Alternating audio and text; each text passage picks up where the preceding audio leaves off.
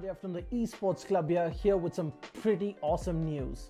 Now, as you probably know, we've been running the WD Black TEC League for Rainbow Six Siege powered by LG Ultragear for the past few months.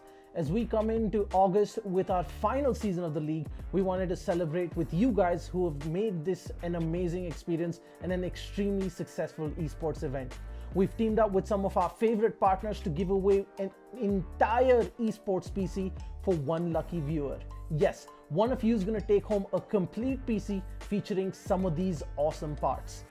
First up, we've got the LG Ultragear 27GL 650F gaming monitor, 27-inch, 144Hz, 1ms with an IPS panel to make sure you're at the top of your esports game without sacrificing picture quality. Then we've got an amazing lineup of accessories coming in from HyperX to make sure that you're always on top of your game.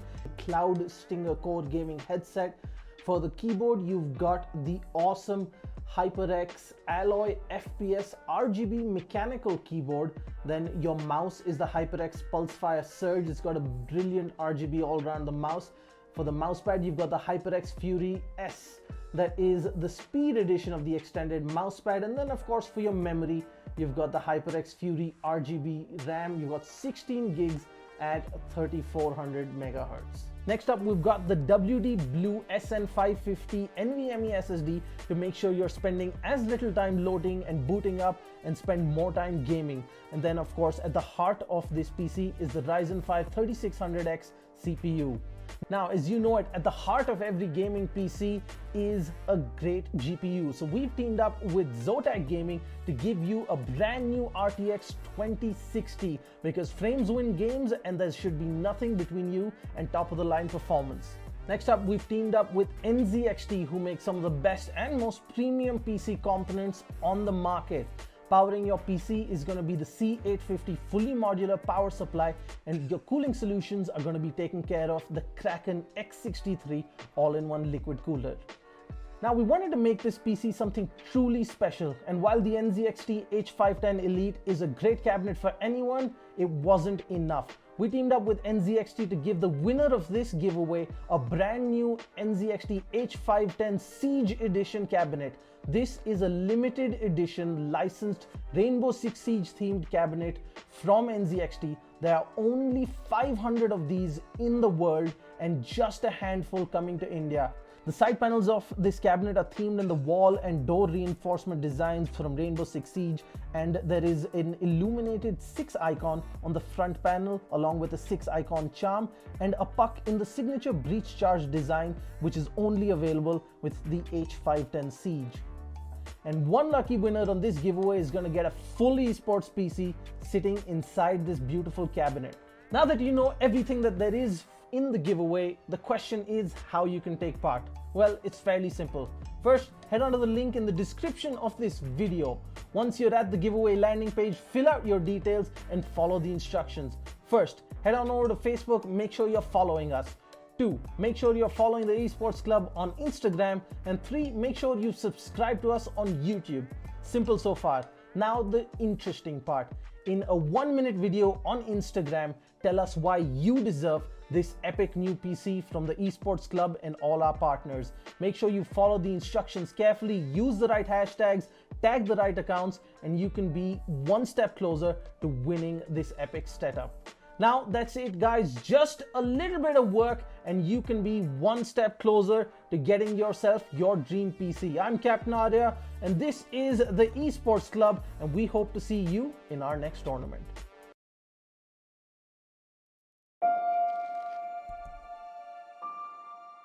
The moment of creation is a form of magic, where an off becomes an on, a 0 becomes a 1, then another, and another, until, deep in the complexity, you discover order, speed, reliability, power. Experience the WD Black NVMe SSD.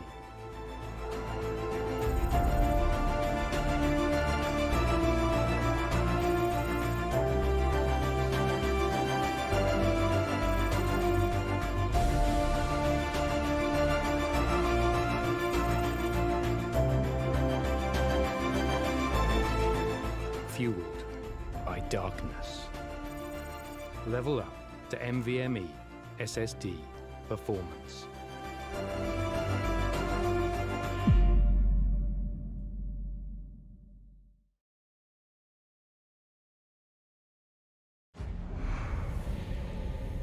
Numerous forces aimed at the Earth.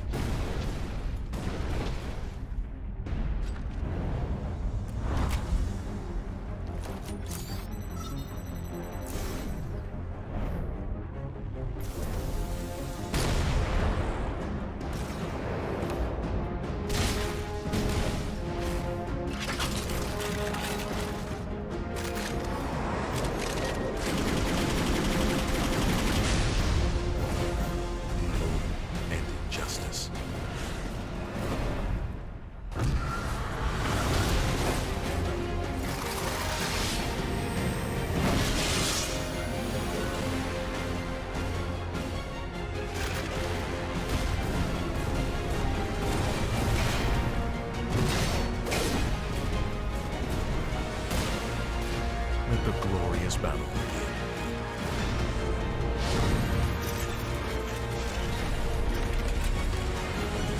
Geared up for victory. LG Ultragear Gaming Monitor.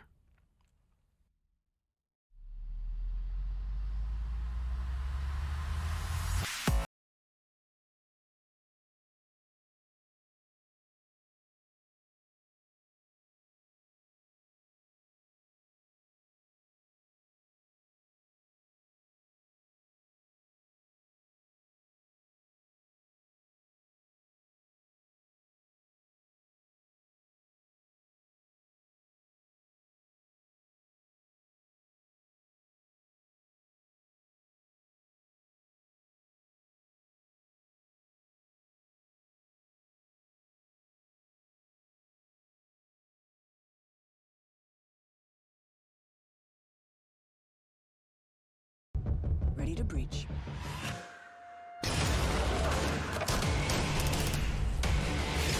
Go, go, go! Follow my lead!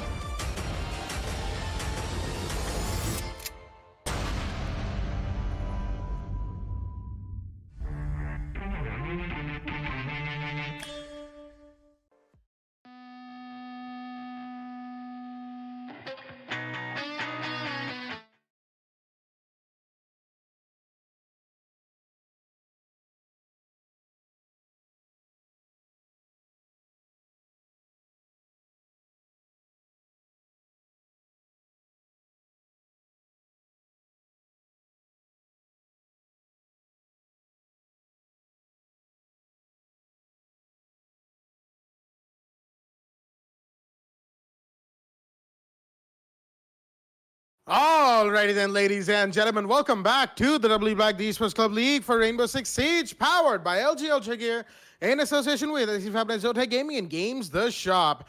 And also make sure to check out the socials of the Esports Club on Facebook and Instagram for a giveaway going on right now of a limited edition Rainbow Six Siege PC. And the NZXT Rainbow Six Siege cabinet is in a giveaway, ladies and gentlemen. And only 500 of these PCs exist out there in the world. So to enter yourselves in the giveaway, check out the socials of the Esports Club on Instagram and Facebook to get details on how to enter yourselves into this giveaway. I'm your host, Blackjack. Joining me is my co-host Sam and Foxy as we are here for, of course, the beginnings of division stages of Season 3. And we've got a good number of games up for all of our viewers. And we do apologize for the late start tonight, as the first match of the day is going to be on Cafe. The Staticz Lift to Kill on the attack are going to be playing against KL11 Esports on the defense. But really quickly, before we get into the game, we actually have Baba Gusta with us with some interesting information and behind-the-scenes look at these two teams. Baba Gusta, how are you feeling tonight?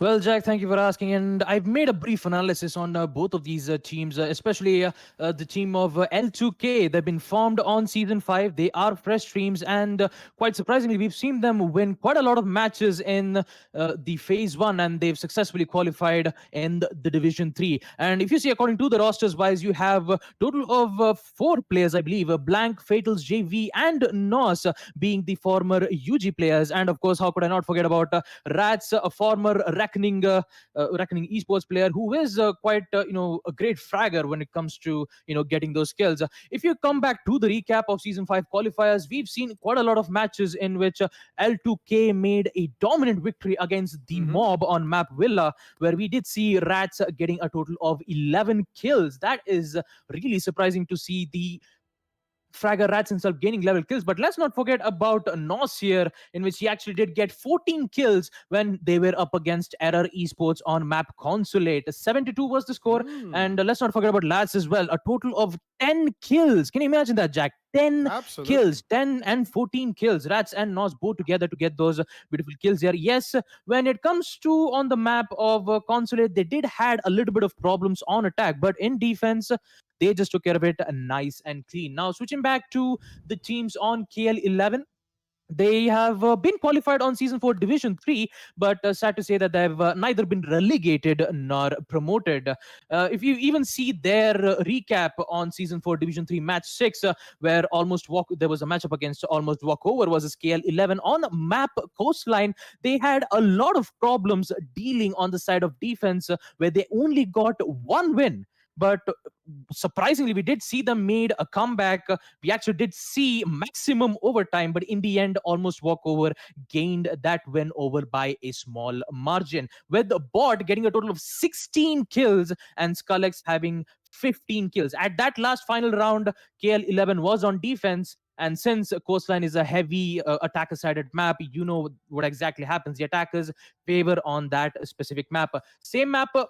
The same matches also goes on Division 3 Match 4, where Area 69 wins against KL11 on 7-3. They are quite good on attack. I'll tell you that, Jack. They are quite good on attack, but when it comes to defense, they have a lot of problems dealing with it, especially on map of Coastline and on map Villa. But the only matches that they have won, according to my website that I checked on Wikipedia, on July 19, Season 4, we did see KL11 winning against Weekends of Azrael on map Oregon. It's quite interesting to see that. And I actually did check the community votes that have been made on the side of Instagram. We did see KL11 a total of 45%.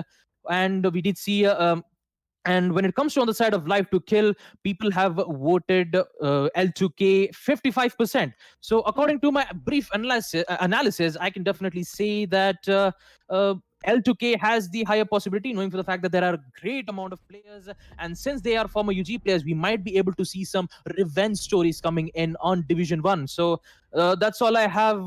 The analysis is for. Back to the caster's desk, to Foxy and Blackjack. Thank you very much for that beautiful analysis and introduction to the game, Babagusta. Both of these teams looking forward to these matches on a cafe. The CFC, we're already in the ban phase, ladies and gentlemen. The Thatcher has been banned, and so has the Blackbeard. Blackbeard, a ban you don't get to see too much on cafe. I see too much with a little bit of trepidation, of course, because we have seen the odd Blackbeard ban here before, just because of the number of windows that Blackbeard and of course angles that can be opened up, that can be held down by a Blackbeard on third floor, first floor, second floor, you name it. Blackbeard probably has it covered, and that is why he'll be facing the ban wave. While the Mira and Cafe, we've seen this time and time again, a very powerful combination, as is the Valkyrie on a Cafe as well. Valkyrie, more so a little bit more of a universal operator than Mira, I'd say, although both of them face almost an equal number of bans across the divisions, across the matches. Wherever we've seen maps like Cafe, maps like Coastline be played, Valkyrie and Mira are almost assured to get a ban. With that being said, round one is about to be underway, ladies and gentlemen. Let's have a quick look at both of the rosters here in the lobby. From the side of L2K, we've got JV, Fados, Rats, Nos, and Blank. Just like Baba Gusta said, 4 players here are former Union Gaming players, and of course Rats from former Reckoning Esports, a huge and very powerful team for that matter. While the side of KL11, you don't want to underestimate them. They've got Skullix, Messiah, Bot, Mischief, and Ironside, a pretty powerful team in their own rights who impressed us back in Season 4. Blank with the 200 IQ, 6 picks out of the sledge, into the sledge, as we'll be moving into the first defensive round from KL11 right here, right now on Cafe Dostoevsky, ladies and gentlemen. Foxy, the mic is yours.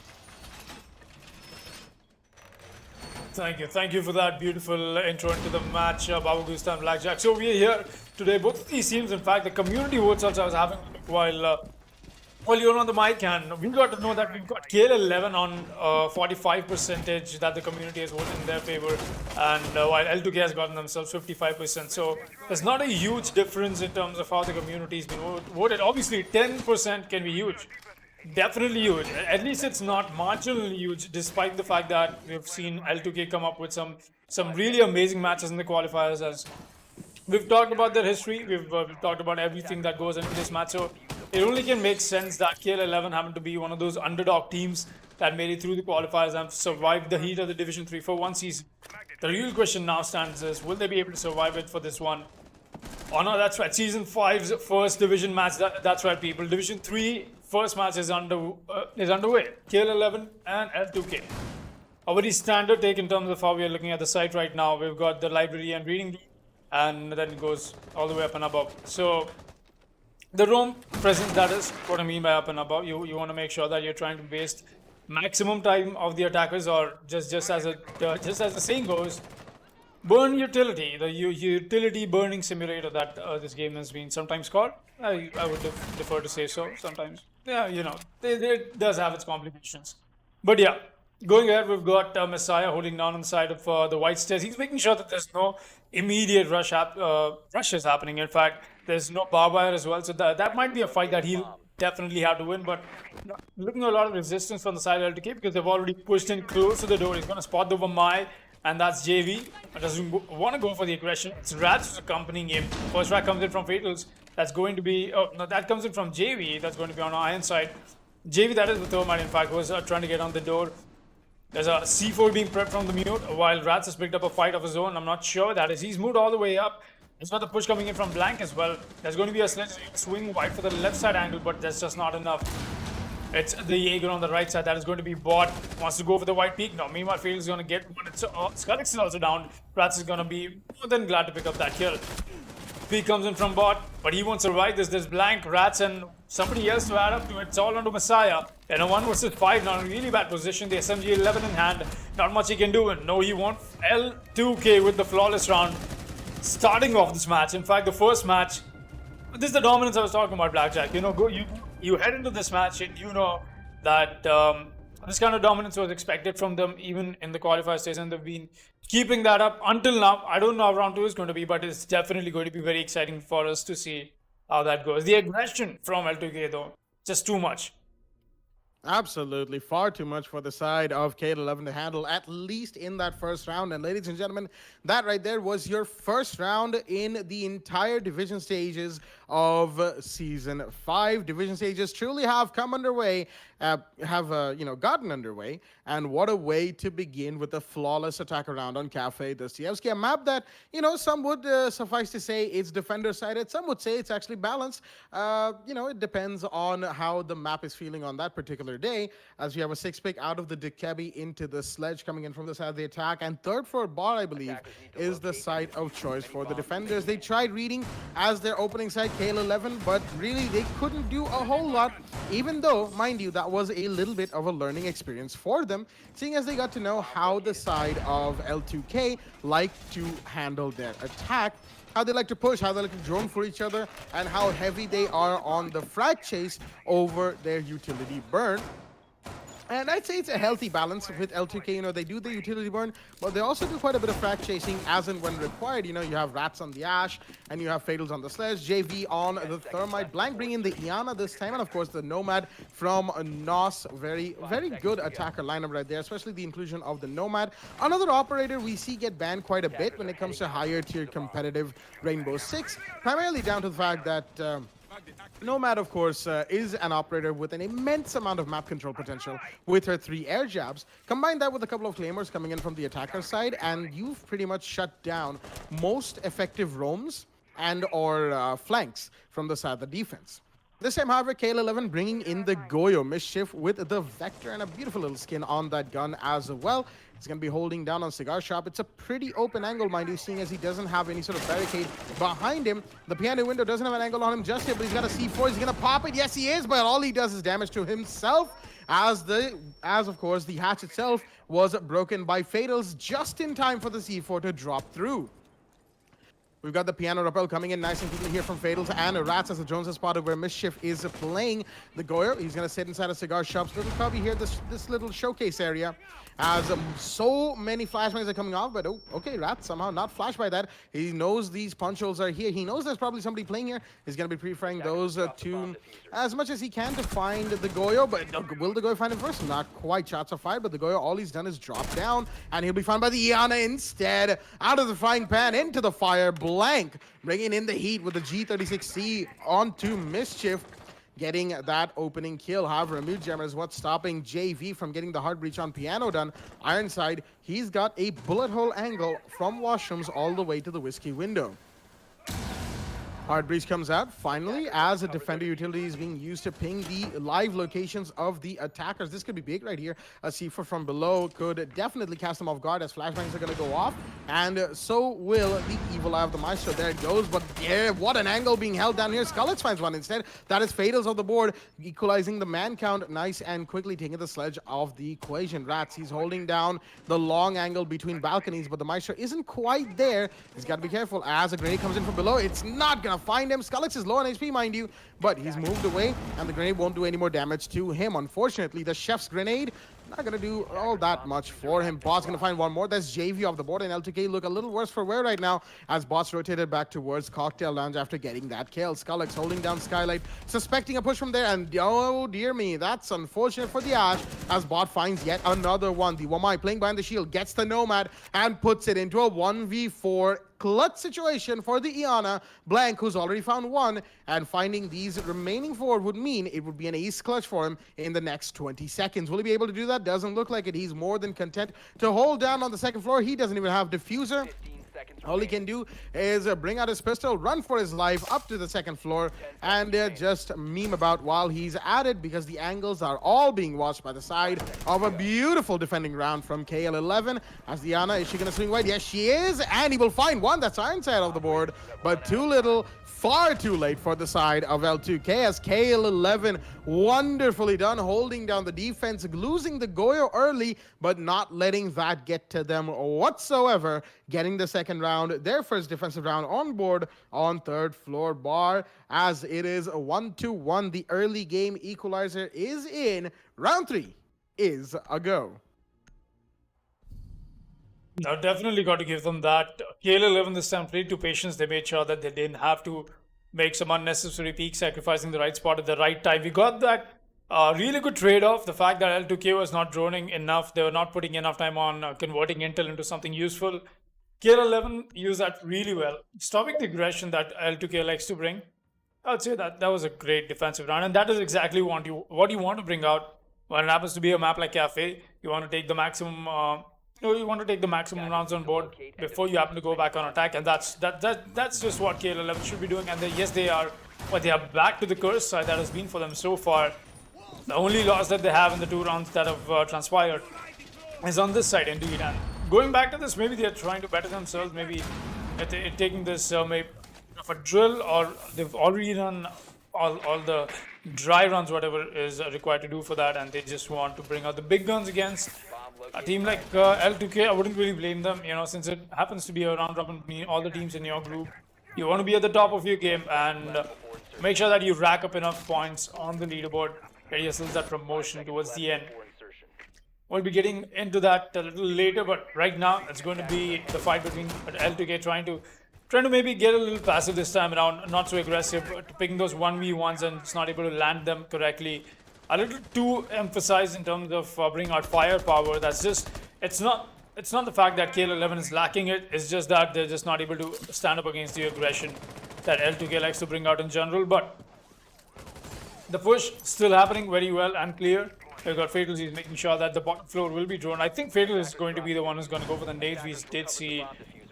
No, actually it's going to be a rush inside. It's going to be Fatals manning the hunt. That's because he's a sledge, he's a good fragger. He can definitely get a frag and go on the plant himself.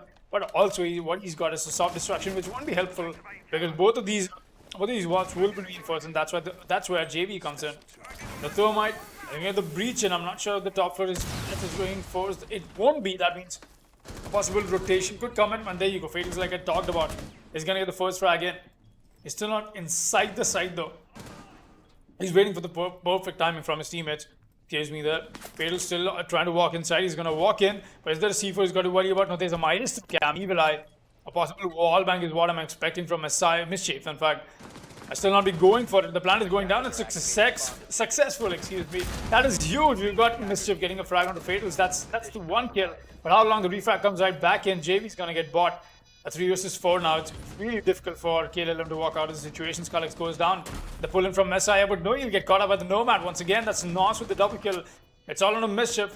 He's abandoned on the other side. In fact, very far away from the diffuser. Has gone down. There's Nomad charges, air jabs to worry about as well. Was that just a bait that he's opened up the barricade? Still be walking in. That's a Rapple he's got to worry about. 4 angry LPK attackers with a great maneuver. In fact, they brought out exactly what they wanted to do. They made sure that they did it, they committed to it, and that's perfectly well done. A nice round for L2K. Not just bring out the aggression, but a bit of a controlled aggression environment that they brought out for themselves, and they made sure that they get the round on board on attack. And this is what you want to do. And like I said, the curse side for KL11 still not working. Let's see if they'll be going back to... Yes, they will be going to kitchen service and kitchen cooking. So let's see how round 4 goes and who's favored.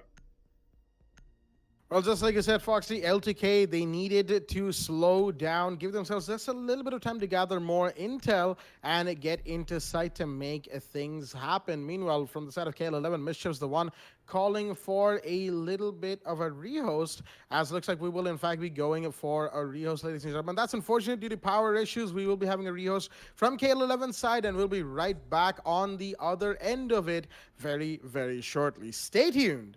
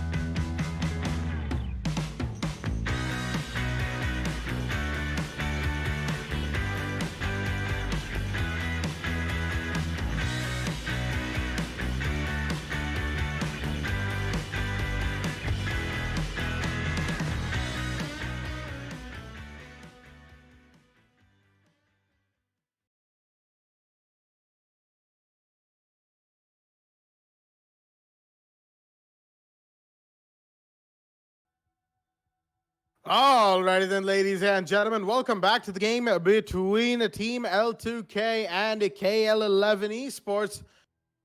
And welcome back to the game between Team L2K and KL11 Esports. Apologies for randomly stopping right there. Something came up on my end that is completely fine now. But we are going to be right back with the game on Cafe Dostoevsky, ladies and gentlemen. It is a 2-1 in favor of Live to Kill as they took round 3 very, very well indeed.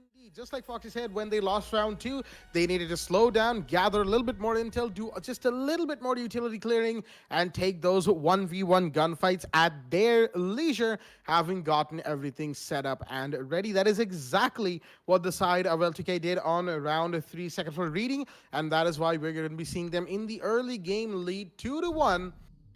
As of course, we go into round 4, first floor kitchen service and kitchen cooking. Very interesting side, of course, Cafe. We've seen this side come out time and time again because, of course, pretty much it's tied for best site alongside third floor bar and cocktail lounge. While the side of second floor reading, as we've seen, it's not going quite well for the side of KL11. They've tried it twice, failed at it twice, but will kitchen service and kitchen cooking be any different? Will it be like third floor bar where they are able to take a comfortable victory? We'll find out as Foxy demands the mic. Definitely. Let's see how that turns out for them. Going back to kitchen is what I was expecting from them in the past round when they happened to win over cocktail. All right, now is a good time to go to kitchen because you've already, played your cards when it comes to the top side. You don't want to keep gambling with it. You don't want to lose the rounds while you have clear advantages of taking away. So yeah, finally very glad they're back to kitchen. First time we'll be seeing them go to the side at least for this match so far. Got Mischief, he's going to be playing the castle with the proximity alarms. He's making sure all of them are well placed and extensive reinforcement out on the garage wall. That means the internal freezer reinforcements won't be coming out. Extended room and look at this, it's a little less extensive room than we did see Saw bring out that I was happening to criticize a lot during this qualifier phases. It's a good rotation around. KL11 has always given that, in fact in the league as well. They've been very mechanically upfront and making sure that they are utilizing their adaptations quickly. That is something we got impressed ourselves as casters when it happened to come down to season 4. Oh, Messiah almost losing his life there to the ass. That is Rats. He's a little hungry, but he's not going to find his prey, not yet. Let's see if, yeah, that is in fact, L2K wants to go for the top floor roam clearance. They don't want to take any chances over here. They'll not only be droning everything, but sending eyes out as well. Rats will be drop the hatch, and that'll be Blank as well, dropping the new hatch. Making way downstairs, but there's nobody they've got to worry about. Everybody will be playing in and out on side. We've got Bot, Skullex playing on side literally. Mischief, Messiah, and Answer will be playing a little adjacent to it, but that's just a standard and a very classic strategy we get to see teams employ now. But L2K taking their sweet time. They want to make sure that they come in slowly, steadily. They don't want to lose any bit of information. But the breach onto the white garage wall has already happened, and that's great. That's good going for L2K, but just not enough. The pacing is really off. 1.5 minutes left now. They've definitely got to pump up the brakes here, or at least try and bring something out. Best of the situation. Make use of the time, basically. Meeting Ironside's gun anytime soon. That's going to be the AUG that they've got to face against the shield as well. They've still not managed to get the shield away, and that's a huge deal because they've only got 1 minute left. Not enough map control. That is what is scaring me. I got Messiah. He's already taken down. I'm not sure by whom or where. There you go. Blank is going to finish it up from above. That's a nice top floor angle using this floorboard, soft floorboards. In fact, your advantage. That's really well done. Ironside with finally the shield's taken away. That's the pacing I was expecting from L2K, and now they've picked that up. But only 50 seconds. They've got to be very careful about this. They've got to make sure they check all the angles, and Skullex is going to take the fall. That's a huge one. You've got only 3 more defenders to worry about. Drones come out, the information traded off, and now Ansai knows that he has to rotate back. I'll go by the white P. Rats is going to take the fall. JV Mio is going to get Mischief. That was on side. The castle takes the fall, in fact. 2 versus 4, not looking great. There's another one that will fall for KL11. JV coming in with the big guns. They got the thermite, but now it's turned into a fragmite. But it's got to be very careful. A 1 versus 4 that he's got to fight against. Diffuser will be in the hands of the thermite. Oh, and the quick rotate is coming in. He's going to get caught up. No, the Nomad does not look at him. Nos somehow missed right in front of him. But that's okay now. They've got the diffuser planted. It's a 1 versus 3 in a post-plant situation. That means there's a clock ticking as well. That is not in his favor. He's going to get the first frag in. But with the double kill so far, he's still got to find 2 more if he wants to make this a quad kill clutch for himself. Will that be the case or not? Jay will be watching somewhere in the lines of the brown stairs while Blank is all the way inside sight. That means Bot has got to be amazingly lucky in terms of the shots that he happens to land, because 2 crossfires being hit perfectly for the side of L2K. The clock is ticking already. He's not even got more than 5 seconds to make this into something useful. And there you go. The hits is not reinforced, and it's hit the point of no return. There's no way he makes it out of here. You're gonna get the first frag in. Does not get the second frag. Push-up comes in from the sledge, and that will be another round put on board for the side of Team L2K. They will be cementing their lead that they have so far a little bit further, making sure that they get this done rightly, at least while they happen to be on attack. Take the maximum advantage of the situation. Round 4 goes to L2K once again. 3-1 is the scoreline. Round 5 will be underway. We are 1 round away from the halftime. Let's see how that goes. 3-1 is the scoreline on round 5. 2 rounds, including this one, of course, means that we will be in round 7 roll swap, and that is where, as Foxy said, the score really comes into play. 3-1 right now means KL11, their best chance when they go into attack on the other side of round 7 roll swap is to have the game at an equalized 3-3 standpoint. L2K may have made attacking look pretty good, pretty easy to do, but it's not as easy as some teams will make you think. It's just the fact that L2K plays that well that they can make attacking on a defender-sided map look as easy as it is. We know the roster. We've seen these players many times before, and that is why, it's not really surprising to see L2K taking rounds in a dominating fashion. Although, mind you, Bot, if he were just a little bit luckier and just a little bit closer to side, had he a little bit more intel, mind you, intel is king in Rainbow Six Siege, and had he just that little bit of intel, he would have known where those 2 attackers were sitting, and he would have been a little quicker, a little more efficient in the retake that he was attempting.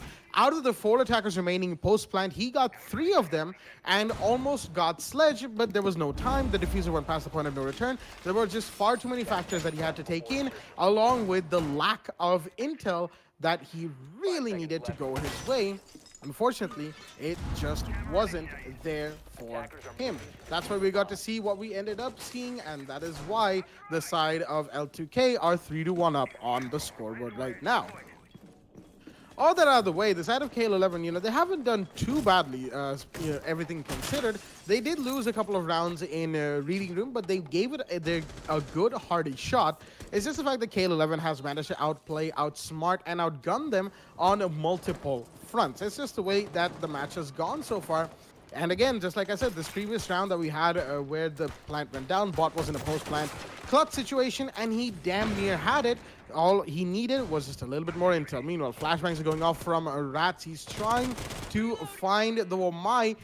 Nice little angle that he has through the Whiskey desk onto the top of the shield, but Ironside, of course, he's not even on the shield. He's beside it, adjacent to it, because he knows that the Goya shield, when it pops, it is a deadly pop indeed. Fatals on red stairs. He knows that there could be somebody in cigar shop. At least he has the suspicion of it. But Mischief, the Goyo, who was there the last time, he's actually playing the Shaiko spot by third floor bar paintings and the balcony. Just, flittering between. However, shots are fired from the skylight. That's the Ying who's tagged him up quite a bit. And now Mischief is faced with a choice. He goes for the C4, but no, there's cover on the red stairs. And that is Nos to take that kill. The C4 is just going to remain there, forgotten to the sands of time, as the Goyo falls to the side of L2K.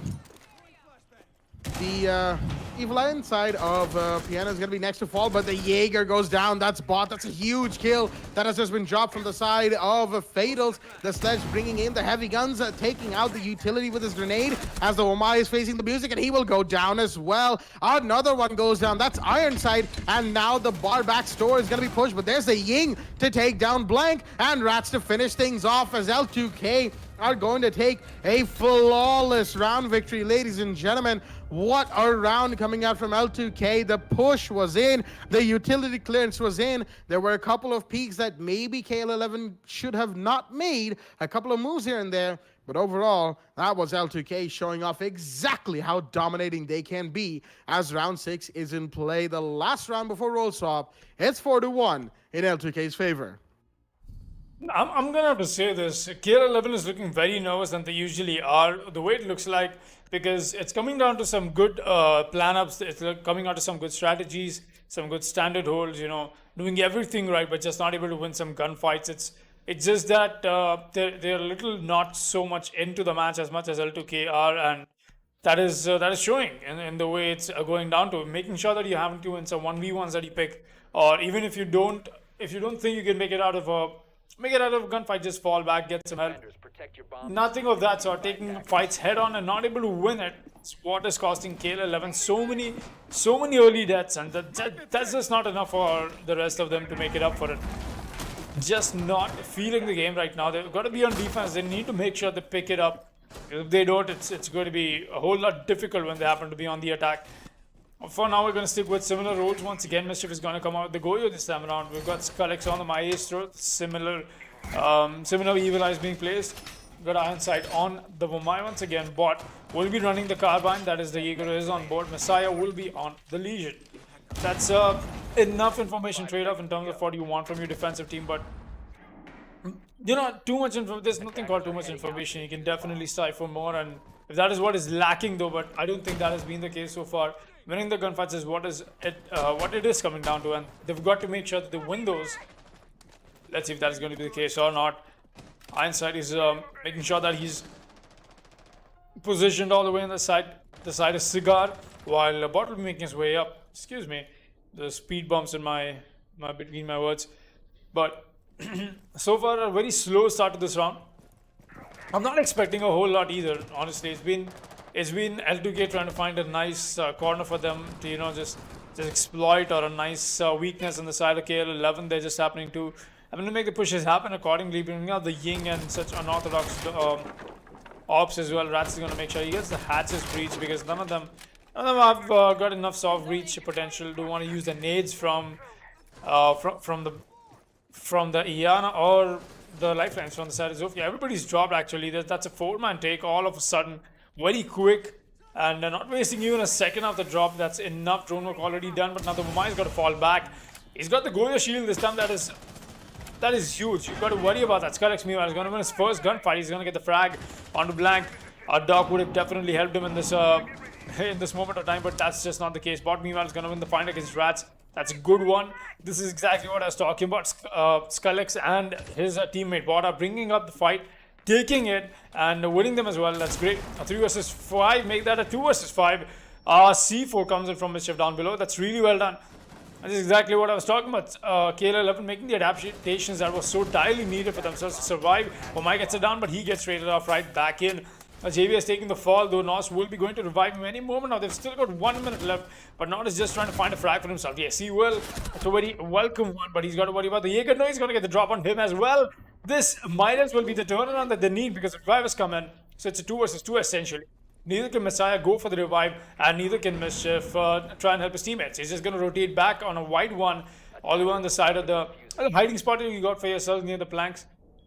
It's looking great. 40 seconds, more than enough time to L2K to win these gunfights if they want to make this a possible clutch, but they are taking their sweet time, and that time might just not favor them. 30 seconds and counting. Push-up is happening, some pre-fires, but there's just not enough bullets in the mag of the gun that they have. But the revive has already come in. It's back to 3 versus 2 people. Somehow that revive came in. I'm not sure what KL11 is thinking, but that's good. Bot is going to get the first frag. The push comes in, and that is it. KL11 will be winning the gunfights towards the end and the beginning and the entire of round 6. Really well done. A good defense on the top floor, and has just been the side that they've been able to defend nothing else so far, and that will mark the first half of the match. In fact, round 6 will be done with L2K in the victory, leading by 4-2. Round 7 is underway.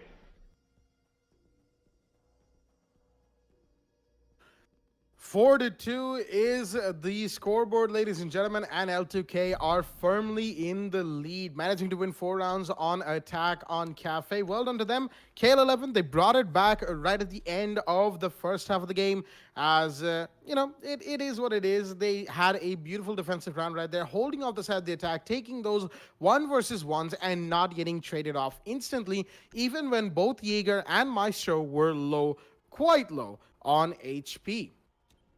With all that out of the way, mind you, it's now a switch up in terms of how both these teams are going to play, because L2K on the defense will have to face off against the attack of KL11. That's just the way round 7 roll swap goes, and it's going to be, this first round at least, is going to be an interesting one to see how KL11 goes about making changes and adaptations to the way they see the side of L2K's, to the way they see the side of L2K bringing about their defense. However, it's mostly similar to the side of what KL11 had. The only big difference is the fact that there's the inclusion of a smoke from NOS, bringing in those smoke canisters. And of course, the eternal mystery of what's in them remains. But, you know, someday we will find that out. Actually, wait, that was revealed, but that's a different conversation for another day. I'm talking about the smoke elite, of course, ladies and gentlemen. Yes, exactly. As the formula for what's in the canister is actually on his smoke elite. You have to keep a sharp eye out for it, but it's there. And it's, I mean, it's, if you ask me, it's a little anticlimactic, yes. But at the end of the day, it is still a chemical, and it's still a chemical formula. I'm not sure how many of our viewers are interested in chemistry, though. I know I'm not. But with all that out of the way, I'm sure anybody who's watched Breaking Bad must be interested in chemistry. Yes. That would certainly be pretty true right there. But coming back to this match though, not want to get a little too off topic. I've been seeing L2K have not really brought enough intel trade-off, honestly, but that's not something they need either. I mean, they've just been out trying KL11, and that's how the first half of the round went. But we're approaching the 2-minute mark, and Blackjack, please take the mic away. Absolutely. 2-minute mark is coming up as L2K. They've got a pretty good defense, but some of these angles that they're holding, mind you. Rats, for instance, holding down from Pillar Room with an angle all the way to the new Heaven Hatch and one onto the Cigar Shop drop, as the Red Hatch drop will come in from the Thermite instead. You know, he's watching 2 hatches and an angle behind him should there be somebody who comes in through the reading room, library door, behind him on the Pillars area. He's pretty wide open, mind you. If an attacker comes in for roam clear and comes on the second floor, he has plenty of areas where he can get flanked from. However, Messiah in the meanwhile flushing out the Omai charges and ADSs, but he's only got 3 flashbangs, and that's not enough in this situation.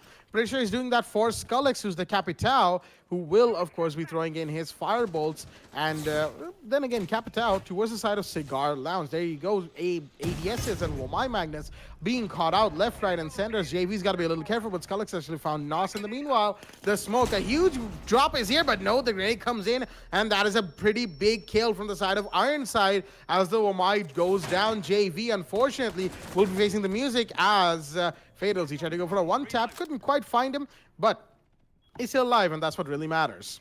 Meanwhile, I think that's Rats all the way down the white stairs, trying to find somebody on the rappel on the south side of the map. He's not going to be finding anybody, though, and he's going to have to fall back to site pretty quickly because the side push is coming in from the side of KL11.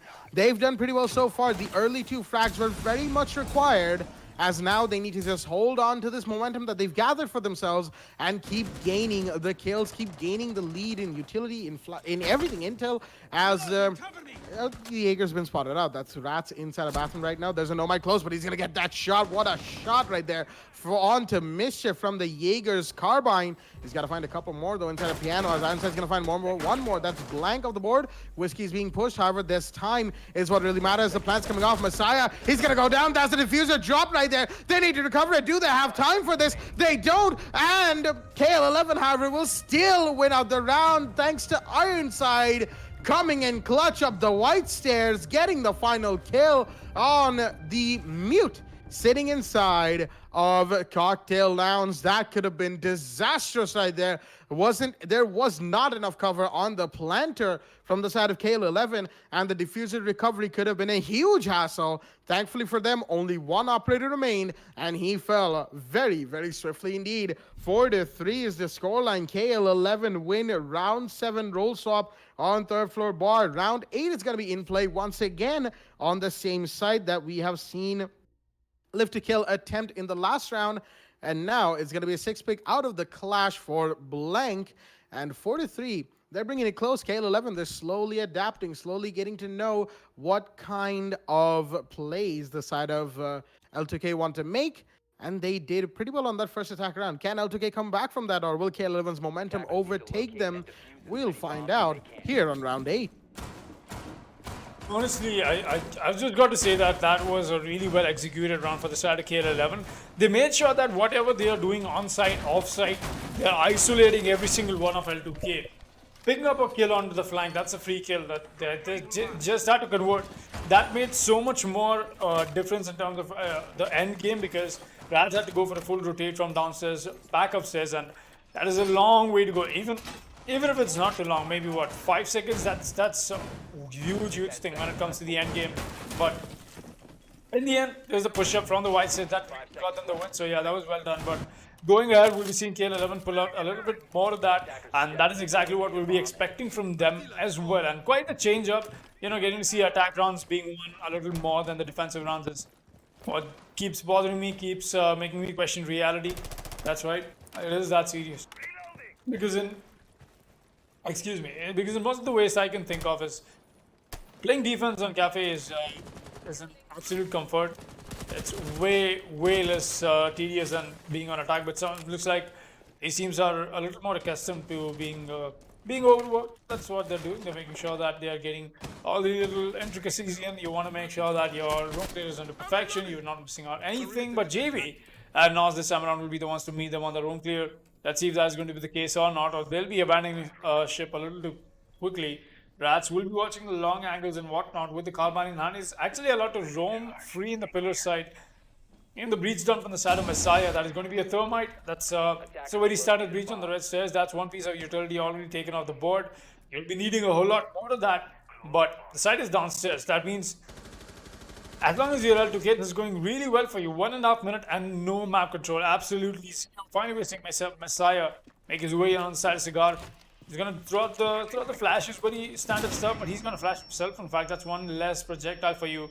Try and burn out the ADSs or the Wamai charges, whatever there is to meet you. Just trying to make sure that he's getting everything done, but Rats has already got an aggressive. He's gonna find a frag. It's gonna be Skullx, but only before Skullx finds Blank. Another frag comes back in from KL11. That's a nice one from Mischief. Definitely shutting down the mischievous Jaeger that was roaming around, but now everybody who stays alive on the top floor, and that is right. In fact, they're going to be staying alive on top floor. Let's see how that goes. We're still seeing the push-up happen. Everybody's got to be extra careful at this point. Let's see if that's going to be the case or not. Push-up is happening. JV is going to be making sure that the shield is still not taken out. This is exactly what I'm talking about. You need more map control. You want to make sure that whatever you're doing, the push, whatever you're trying to make happen, it's got to be amazingly well done. But not the case. 40 seconds left, and Jay is definitely facing the heat for it. So he's going to have to fall back. That's a good decision. And now the defense mechanisms from the side of L2K will be coming out. Smoke Answer comes out first, but oh my god, Nos does not know this, does he? Oh no, he does not. Now he does, and that's going to be a bot could have used the opportunity perfection, but he's cooking a nade. The nade does come in, but there's enough time for the man to move around and move back as well. A good take, but not enough time. This is exactly what I'm talking about. There are a lot of rotate back and forth. 15 seconds, another plan has got to go off. The push is in, but first it'll be the canister that is going to stop him. And yeah, that's a kill. It's a diffuser down as well. The Messiah will be coming in any moment now to go for the plant part. He's going to find one, Mischief onto another. It's on Nos, who's inside the freezer. Going to find the first frag. That's going to be a nomad, and that's a cleanup for KL11. Really well done. Making sure they're coming with the rush from the side of the white pillars. That's not something anybody's expecting. Trying to go with the bait plant, in fact, from the push-up on the side of red hatch and the main hatch. That is the new one. But still a great attempt from the side of L2K, and that's the equalizer for KL11. Bringing out all guns alive for 4-4, and this match definitely is taking quite the turns. But now this is the huge one. Starting off 4-4, round 9 will be underway. I'm sure the chat has other opinions in terms of how this match is going to end. Well, I don't know about the chat, Foxy, but I know this much, that 4-4 is certainly a scoreline that the side of KL11 have put their maximum effort into bringing it to fruition, as this time Blank is actually going to be bringing in the Warden. Pretty interesting right there. Choice of operator, shall we say, because let's not mince our words. Warden is not exactly the best op in Rainbow Six, at least currently. You know, who knows, maybe in future there could be buffs and I could be eating my words, but as he is right now, Blank with the Warden, he's good in some situations when it comes to flashbangs, when it comes to smoke canisters, but then again, he has to sit still, he has to find cover in a choke point for him to actually be truly effective. And who knows, maybe that choke point and could be flushed out with any attacker pulling in before the Warden can actually gain his bearings and gather information for his team, or even get a kill for that matter. And when it comes to his guns, he's got pretty good guns, don't get me wrong. He's got the MPX and the SAS shotgun, the M590A1 that is. But just like, you know, I pointed out, the SAS shotgun, if you want to play that shotgun, you've got smoke and mute, better utility, arguably speaking, and a beautiful secondary SMG-11, something that Warden doesn't have. He's got the SMG-12, which is pretty much recoil the gun. And when it comes to MPX, you can just bring in the Valkyrie. Lots more intel, a C4 that they both share, of course, now. And just overall, you know, it might sound like I'm talking a lot of unfortunate, I'm saying a lot of unfortunate things about Warden, and it is true, which is, you know, a little ironic, seeing as I tend to main him from time to time when I'm playing Rainbow Six by myself. But yeah, that's just from my experience. I don't think Warden is the best, but who knows? Blank could bring out something massively, massively influential for his team this round, or whatever he's playing Warden, as the man over the course of the league, when he was playing for UG, Union Gaming that is, absolutely fantastic. And now he's here at L2K down in Division 3, you know. It's not exactly the place to be for a player like him, but circumstances have proven otherwise. Right now, there's a Montaigne as well coming in from the side of K11. They brought in the big shield, Messiah, holding down the diffuser as intel gathering is key from the side of team KL11, excuse me, as they'll be looking to do just that. Rats, he's pushed up on Cigar Shop. He's got the breach, and he's going to get one. Blank is going to get another. Bot and Mischief go down. Two huge kills, the Iana and the Thermite, as it's a clash versus Montaigne, along with the Warden. For the Monty to deal with. Tifa comes out, it's not going to do anything, and the Monty is barely surviving, and nope, he's not going to be able to knife it because the Warden on top of the table was able to get the kill. In the meanwhile, one defender did go down. That was Rats to Skullex, the last man standing on the red stairs hatch. And unfortunately for the side of KL11, this push completely fell apart from their end, and a little unfortunate. They tried to go the red stairs route, didn't work out. They didn't have either enough intel or something went wrong that costed them this round. Skullex, last man standing. He's got 50 seconds, plenty of time to idle around, wonder what he and his team did wrong in this push. That's what he's doing. He spotted out where the Clash is spotted out where he is, and you can just see them making a little bit of eye contact right there. Air jab goes out, the Clash is in. Nope, he's not quite clear of that, but of course Skullex knows he's more than smart enough to not make that push because of the fact that there's a Warden holding that exact peak. Look at that. He's just going to be sitting here, taking his time as the pistol's out from Blank. In the meanwhile, they're just waiting for some sort of peek to come in from the Nomad's head. Not going to happen. The Clash can just chill on red stairs. The Warden's getting a little bit too brave. But, you know, it is what it is. It's just one operator. How much can they do in the last 10 seconds? Not a whole lot. Skullex is going to sit on the cafe roof, enjoy the scenery, the frozen scenery of Cafe Dostoevsky. And he's going to launch an air jab as the round ends, and Team L2K are the winners of round 9. Finally getting around on the other side of roll swap, and round 9 goes to the side of the defenders as round 10 will be in play.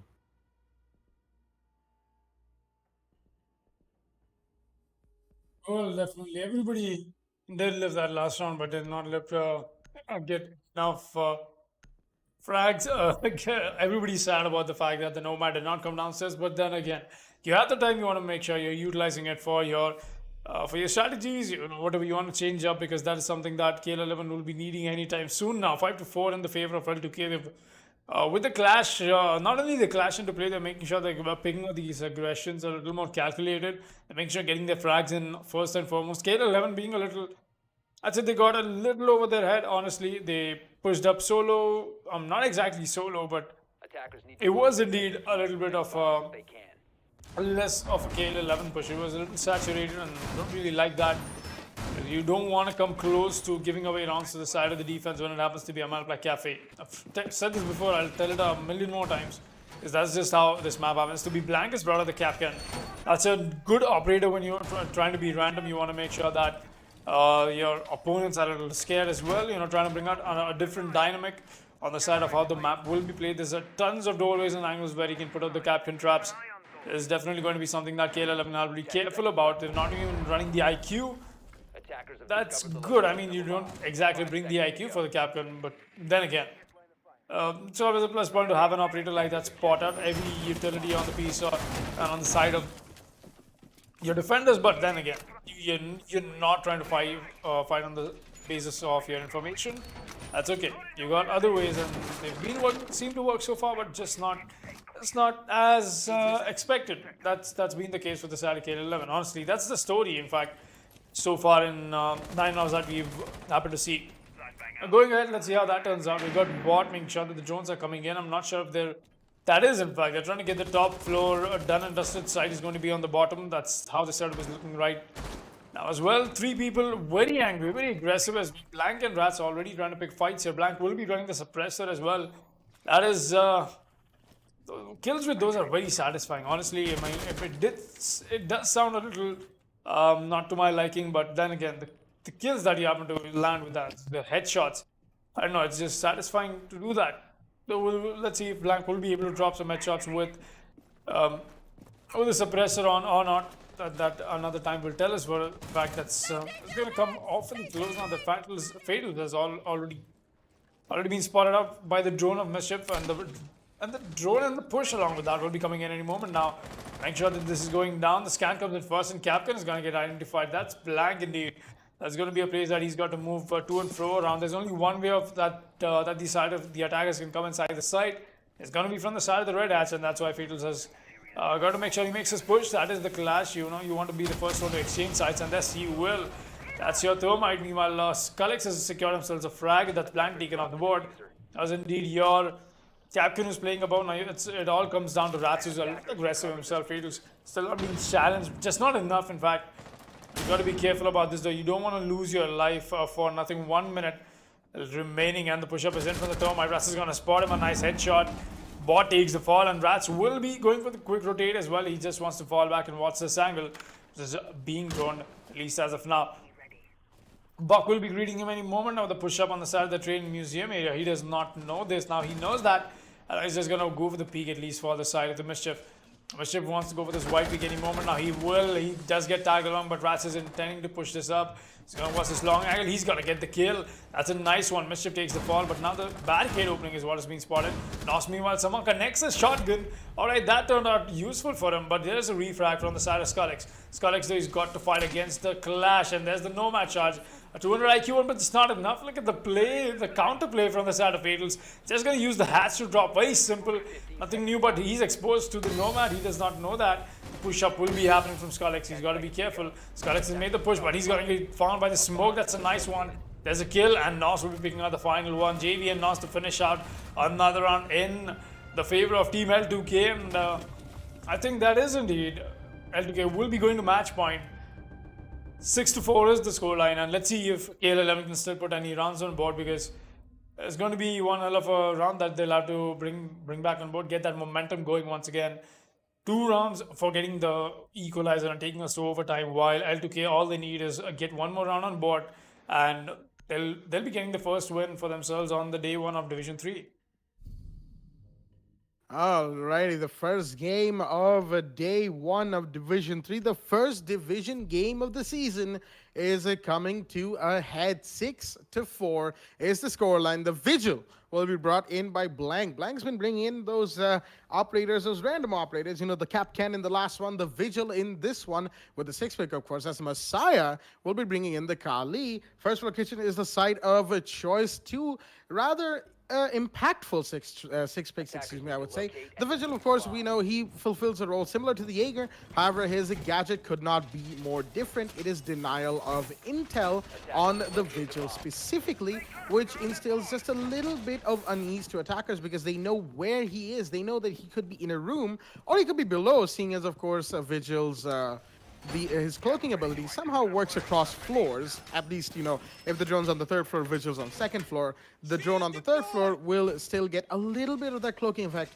What the in a smaller radius, mind you, than if Vigil was on the same level as the drone. But regardless, you know, it's a good tool to bamboozle the attackers and keep them guessing for a long time. And in a game like Rainbow Six Siege, especially competitive Rainbow Six, keeping your opponents guessing is very, very important. It is it is one of the biggest tools of getting wins in competitive siege, because if you can keep your opponents guessing, if you can keep them out of falling into a rhythm, momentum will not be gained, and that will give you an advantage in getting the rounds in for yourself. The Clash on the other side, of course, is pretty much a substitute Thatcher, seeing as Thatcher himself is banned in the situation. Right now, she's going to be facing off against Fatal's Clash, who's busy not only talking to his teammate, but also holding off the side of the attackers. His shield, of course, could be pushed to the side by any one of Kali's shots from the sniper rifle. That's why he's got to be careful, because if the Kali coordinates, if Messiah coordinates with any of the other attackers, that's it. That's pretty much done and dusted for him. But the Kali's not going to be doing that for the time being, as the Clash will watch the Thermite, who's going for a hard breach right now. Shots are fired, and Messiah so low on HP, as right now they want to get rid of this hard wall on Prep Room, which is being prepared for a potential impact check. No, that's a smoke canister that was thrown just from that recently opened hole in the wall. Not much action happening. KL11, they want to take it slow. They want to make sure that they have all the information that they need, as a lance comes out from Kali. One on the prep room wall, one on the big bakery wall. As now, there we go. The hard breach will be done on prep room, which is going to blow the angle wide open. However, not quite to the liking of the upside down repelling Staticz Nomad on the main door. He can see the Clash, fair enough, but the shield is still a little obscured. Maybe that angle could use some work, but the Clash is coming out as the electricity will come out, and there we go, the coordination that I was talking about. However, she's not going to face the heat of death just yet, as Nos throws down another gas canister. That's a lot of canisters that he's throwing, and Fatals is under a lot of fire right now, but he's somehow alive. Mischief in the meanwhile goes down to Rats, as JV will take down Bot as well. Kali trying to find this smoke, won't be able to. Ironside's taking down Blank in the meanwhile as the SPSMG comes up, but it's not going to do anything against the SMG-11. JV takes the shot. Skullex, he's going to take the refrag onto Nos in the meanwhile, and going to go back on the mining room second floor balcony, because of course there was a massive push-up heading his way. Ironside and Skullex on the second floor, the last two standing for the side of KL11. The only thing that stands between them and a loss on the very first game, as marks are coming out, but no, Rats is too good, as he's found one. Will he find the other one, the last remaining operator? Skullex? No, Skullex gets the kill instead, and he'll get the revive into Ironside as well, bringing it up to a 2 versus 2, which could have otherwise become a 3 versus 1. The Clash is still alive, mind you. That means the plant is probably out of the question. JV is also alive. They need to clear site, and they need to do it quick, but they don't have hard breach done on the eastern end of the site, which means they'll be going in. The SMG-11 comes out. The down is in. The plant has to happen, but the diffuser isn't in their hands, and that is why L2K are going to take round 11, dropping diffuser and bakery. There was no recovery, and that is why L2K will be taking the victory. They win 7-4 on the map of Cafe Dostoevsky against KL11 Esports to kick off Division 3 in Season 5. Alrighty then, ladies and gentlemen, that was a beautifully fantastic game that we just had from the side of both of these teams. As before we get to the next game, let's share some thoughts, what we thought about the game, what our analyst Baba Gusta thought about this game. Baba, the mic is yours. Well, thank you, Jack. And with the matches that I've been seeing currently, you gotta give credit to L2K, especially Rats, and I believe that was Blank. Both of these players has a lot of map knowledge, where you can, like, I can give you a lot of examples, like just as you see from the previous round, you saw Smoke with using his smoke canisters. You even did see Clash notifying him, saying that you just have to open up the wall to use the smoke, which actually goes at the entrance of the bakery to block them from entering in. And also same thing goes for Blank, the Iana nades being used to flush out Maestro from the third floor bar. It's quite difficult to do it, but once you get the hang of it, it's not that problematic. And also the angle that Rats makes is quite unbelievable. One of the angles that you can see is by when he was rappelling from the whiskey window, in which he actually made an angle which actually can see through the deployable shields. That was really amazing. And the second one was the pillars, where he actually made an angle from the new hatch, in which you can actually take the attackers from far away. Now here's the thing about Rats. He is quite quite, I would like to say, he likes to gamble a lot without having any info, and I can agree. Okay. Since I mean, according to the ban wise, we actually did see Valk being banned, so which means each and every time that you have to go for a run out, you have to gamble it. You have to be like, okay, so I can actually give you an example of round 6. No, it was not round 6. Yeah, it was round 7 where a nade was being thrown from the side of KL11.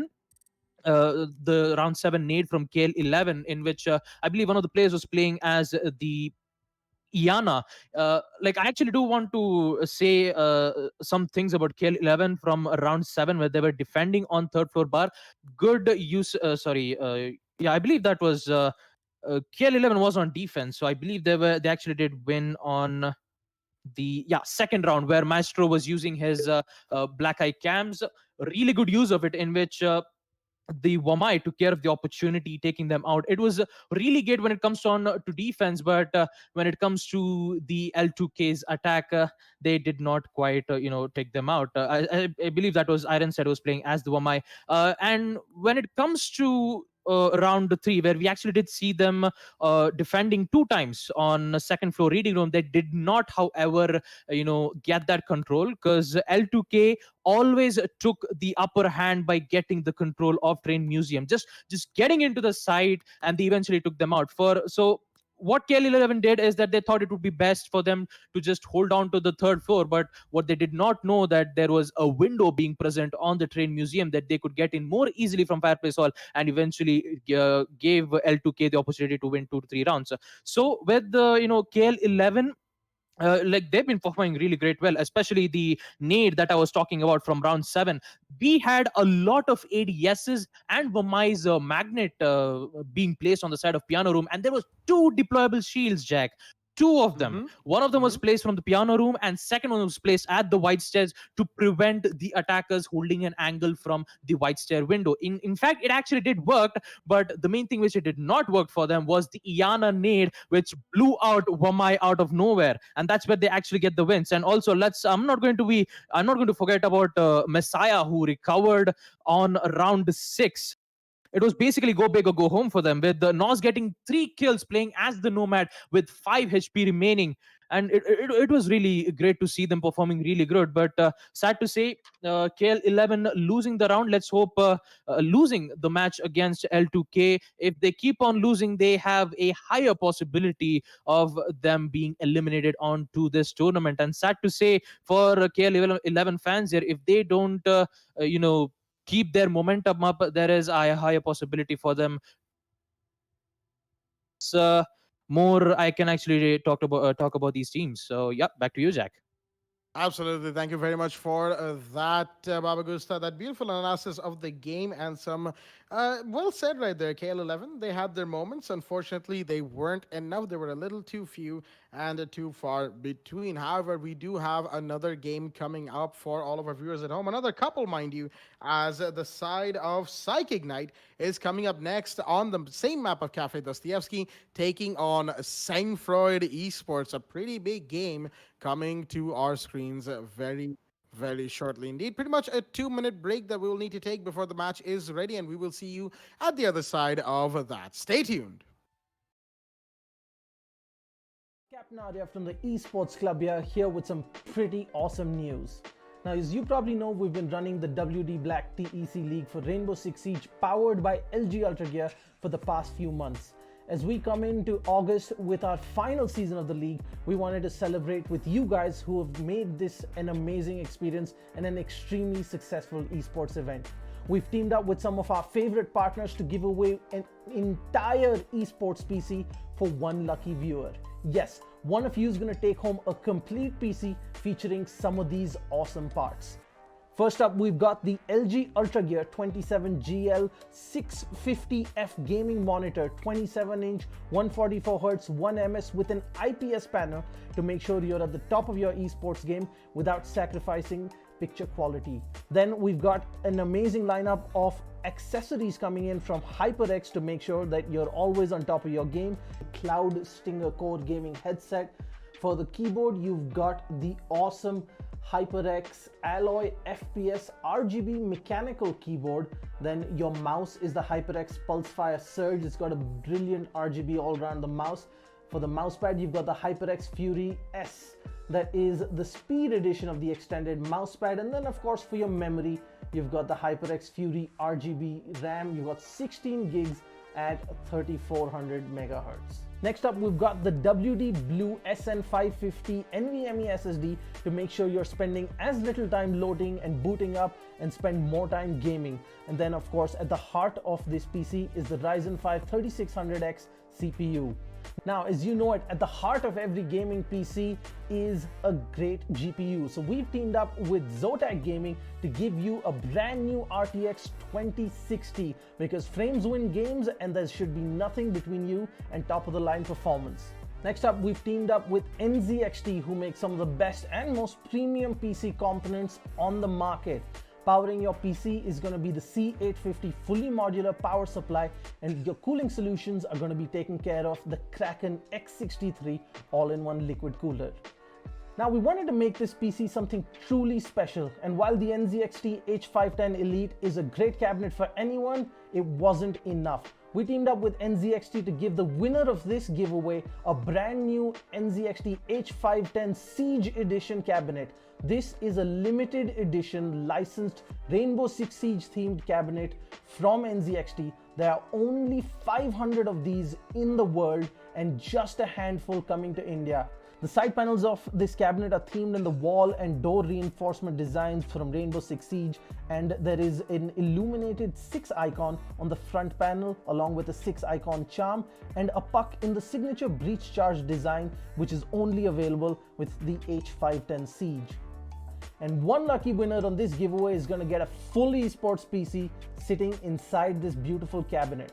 Now that you know everything that there is in the giveaway, the question is how you can take part. Well, it's fairly simple. First, head on to the link in the description of this video. Once you're at the giveaway landing page, fill out your details and follow the instructions. First, head on over to Facebook, make sure you're following us. 2, make sure you're following the Esports Club on Instagram. And 3, make sure you subscribe to us on YouTube. Simple so far. Now the interesting part. In a 1-minute video on Instagram, tell us why you deserve this epic new PC from the Esports Club and all our partners. Make sure you follow the instructions carefully, use the right hashtags, tag the right accounts, and you can be one step closer to winning this epic setup. Now that's it guys, just a little bit of work and you can be one step closer to getting yourself your dream PC. I'm Captain Arya and this is the Esports Club, and we hope to see you in our next tournament.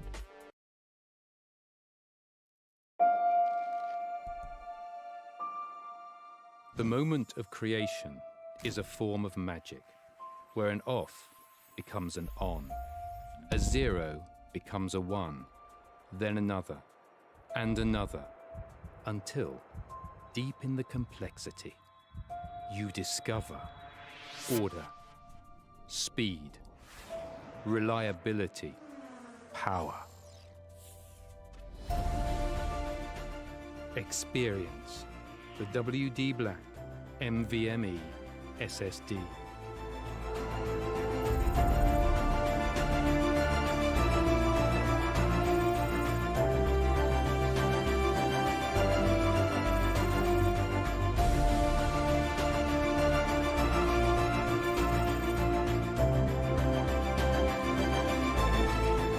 Fueled by darkness. Level up to NVMe SSD performance.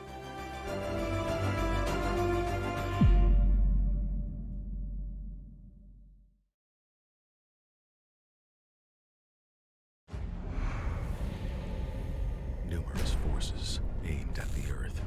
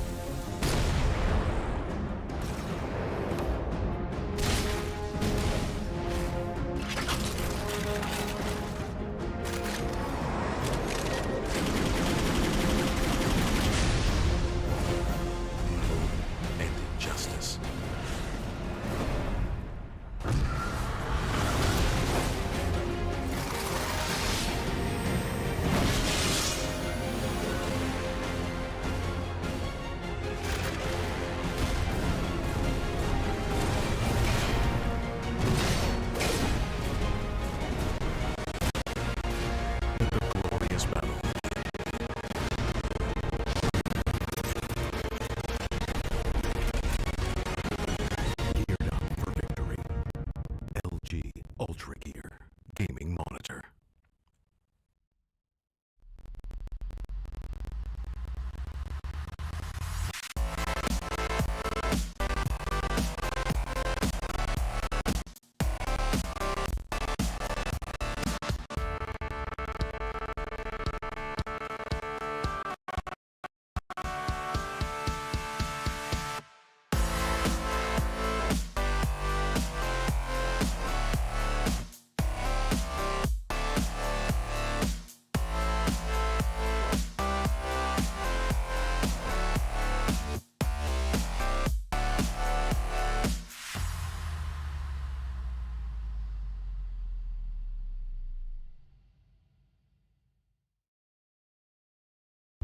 Ready to breach.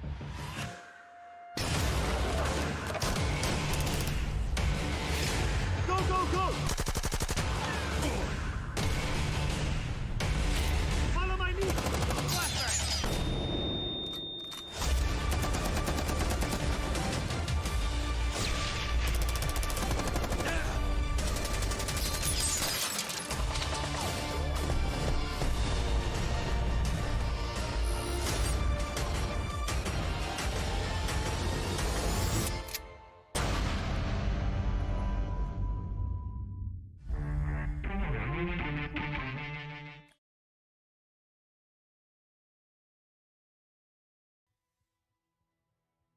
Alrighty then, ladies and gentlemen, welcome back to the WWE Black the Esports Club League for Rainbow Six Siege, powered by LG Ultragear in association with AC Fibernet, Zotac Gaming, and Games the Shop.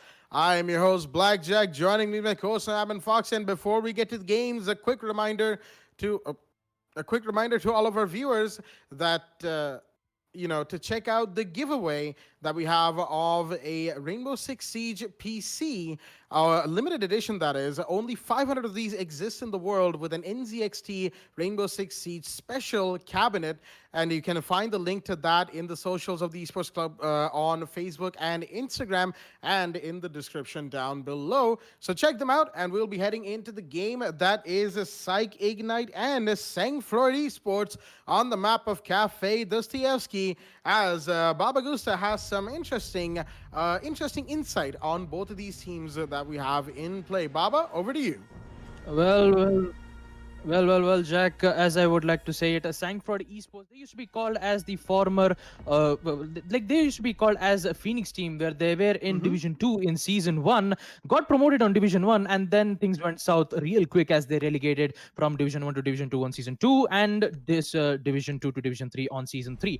Well, on Season 4, they haven't been eliminated just yet, but there is a higher possibility, because the player that they're going up against is Psych Ignite.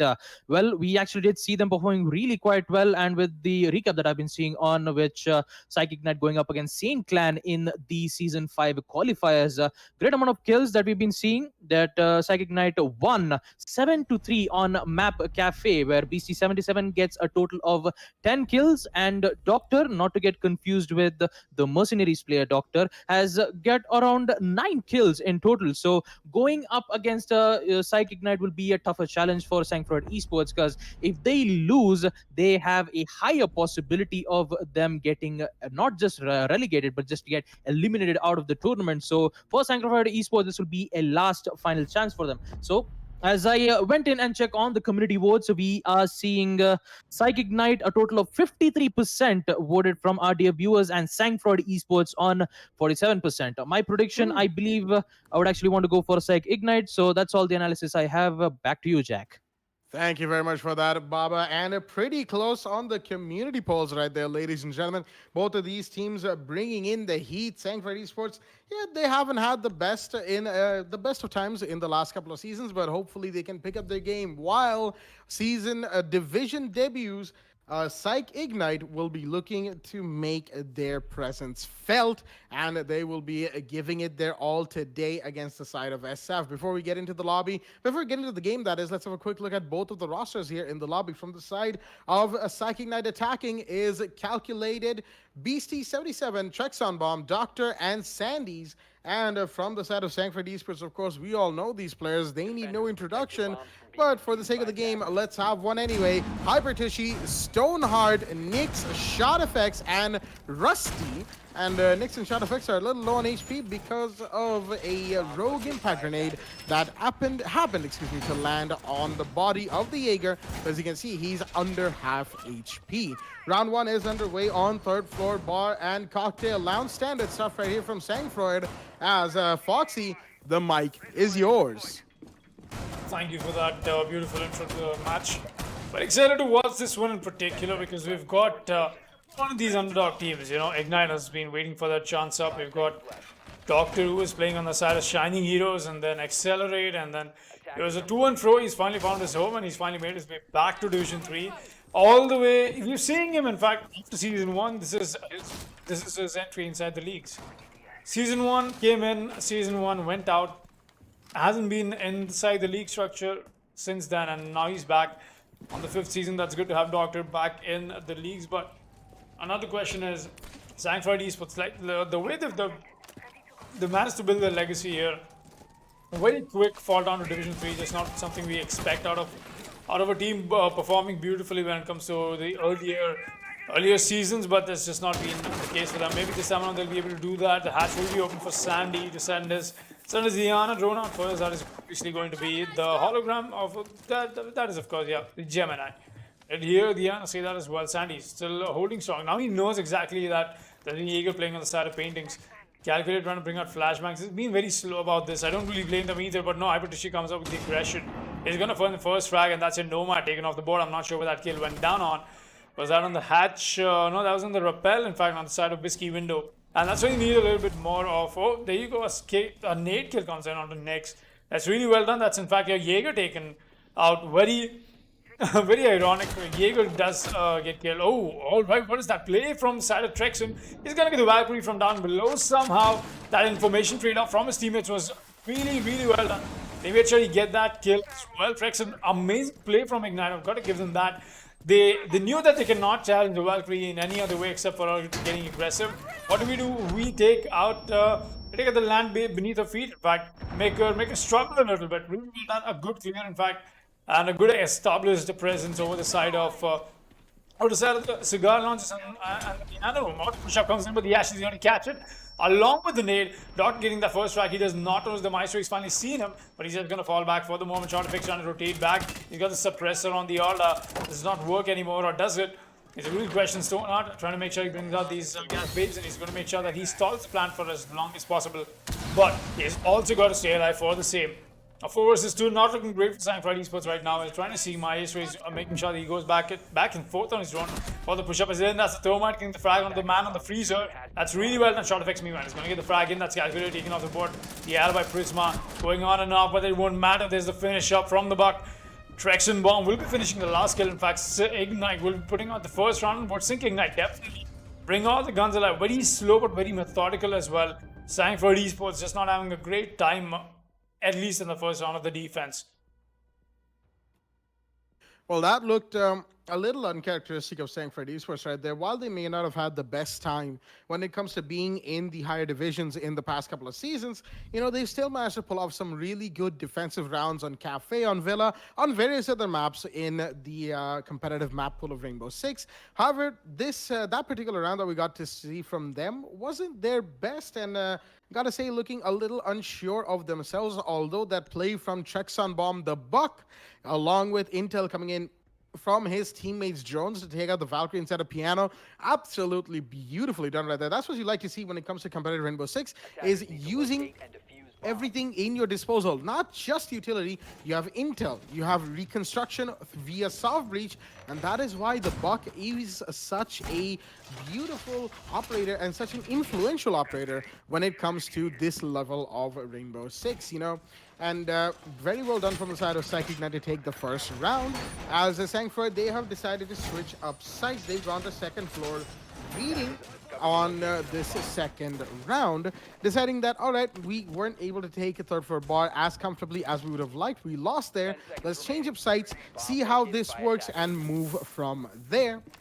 However, of course, this second round is pretty important because if they are unable to take the second round for themselves, then they'll be in a spot of bother. The only side that'll remain in their favor, if they manage to win it, that is, would be Kitchen. And after winning Kitchen, they'd be either forced back to go to Bar or Reading, where they would have a little bit of an issue once again. You know, having a round 1 under your belt certainly changes things, gives you momentum, gives you the little bit of a confidence morale boost that you need when approaching rounds in Rainbow. However, you know, you want to make sure that it's not just one site that you have won on when you've rotated across 3. With all that being said, ShotFX right now, the Pulse are bringing in the intel for his team, knowing where the FBI attackers are.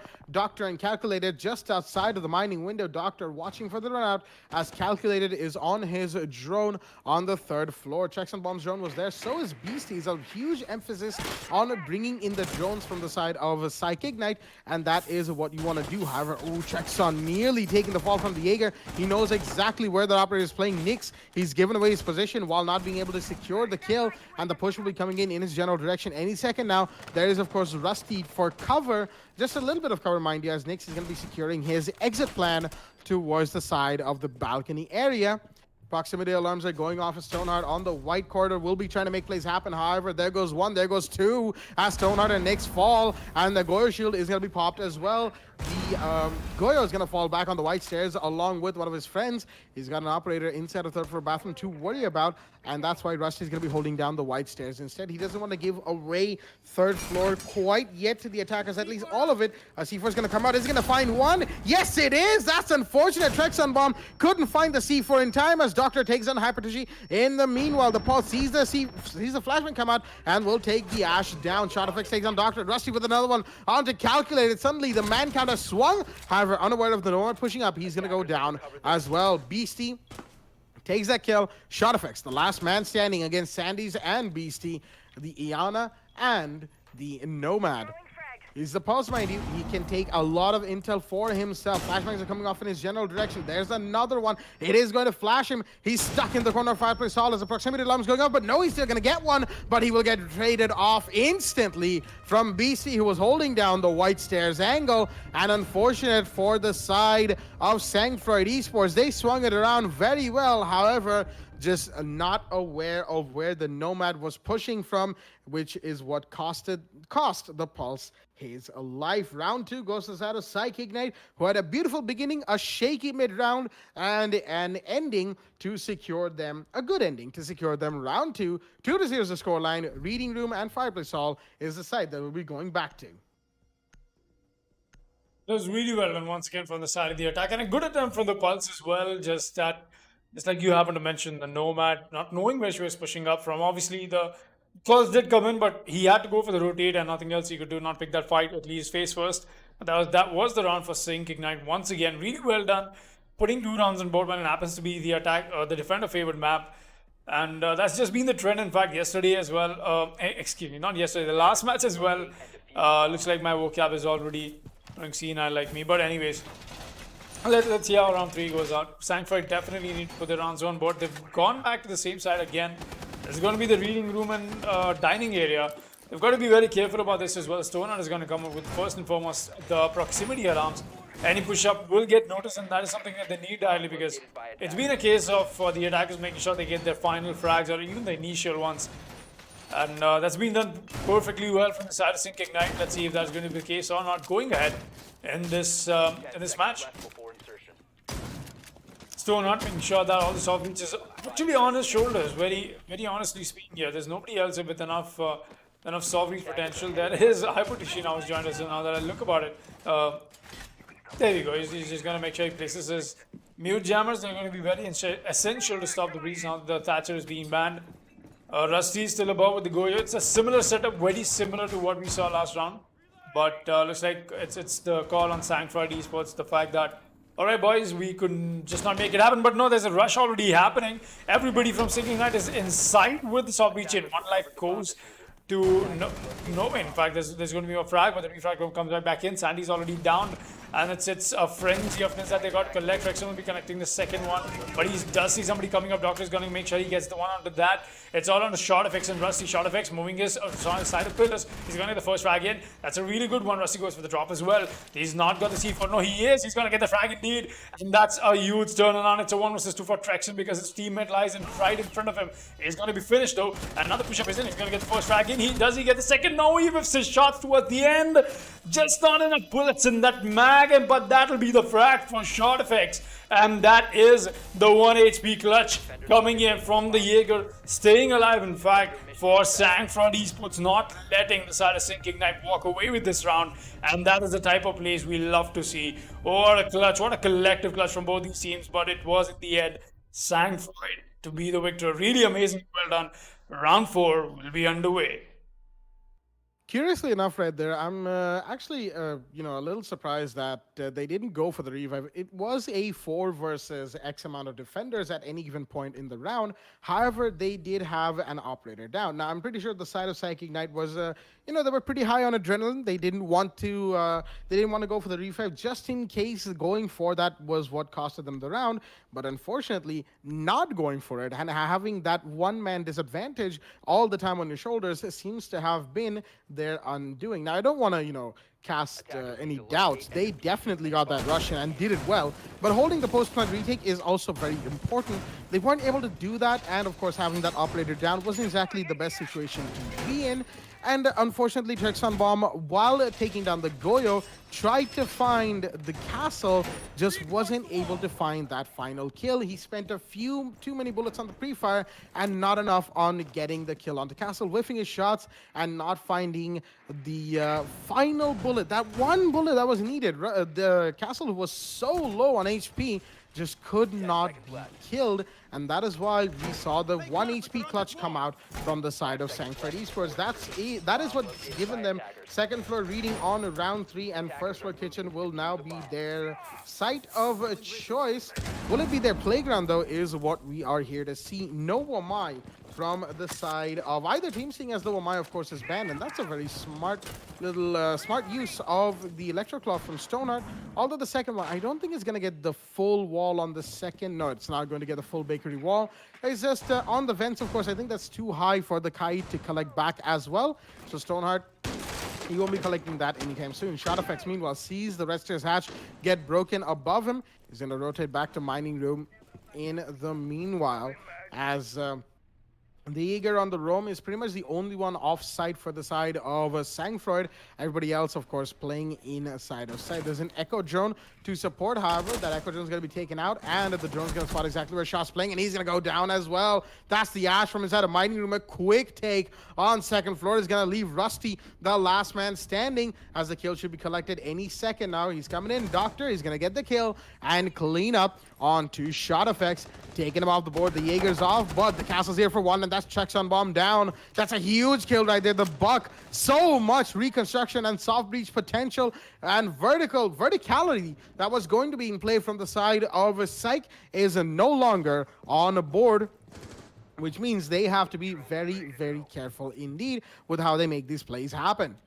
4 versus 4 remaining on the minute 30 mark, as the side of Psychic Knight need to get some vertical lines of sight open for themselves. They do have Sandy's, the sledge, to compensate for the lack of a Buck.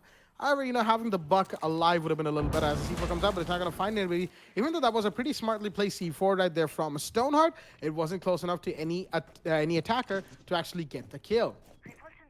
In the meanwhile, I'm actually curious to see where Calculated is. The man could be going for a breach any second now. And in fact, I think it was trying to on the white wall, the cold room wall that is, but they're actually repositioning the side of Psychic Knight. They've decided to regroup on the main front area, bakery that is, because of the Kaid's unfortunate throw of an Electroclaw. This hard breach on bakery big wall is allowed to happen. They're going to get that open, get the line of sight in. However, there's so many breach walls that they'll have to be careful of. Shots are being fired as the Thermite's taking a bit of HP damage, but Calculated is still pretty capable right now of getting these kills. kills. Can he get the maths right, though? That is the real question. He's going to push in slowly as BC's going to find one as well. The plant's coming off. There's cover from the side of the defense, but BC's going to go down. This Stoneheart makes it a 3 versus 3, but the plant will still happen as the side of the defense were unfortunately unaware. Hypertishi on the red carpet. Always got to be careful, but Sandys is above him. He can take the kill. Calculator is going to find Stoneheart in the meanwhile. Hypertishi is still on red carpet hallway. As Rusty goes down, it's all down to the smoke in a 1v3. He's got to play against 3 attackers in a post plant. Will he be able to know? The SMG is not going to find the thermite, and the planter himself, Calculator, turns into the fragmite for the last kill of the round as the side of Psych Ignite, debuting in the division stages of the league, ladies and gentlemen,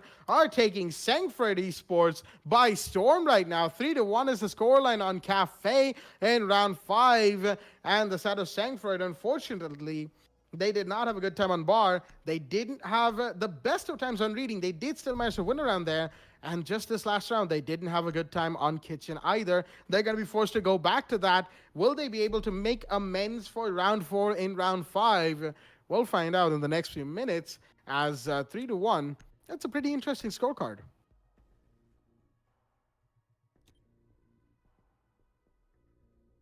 The round is underway. The defenders are in, the Kaid, the Echo, the Jaeger, the Castle, and of course the Smoke.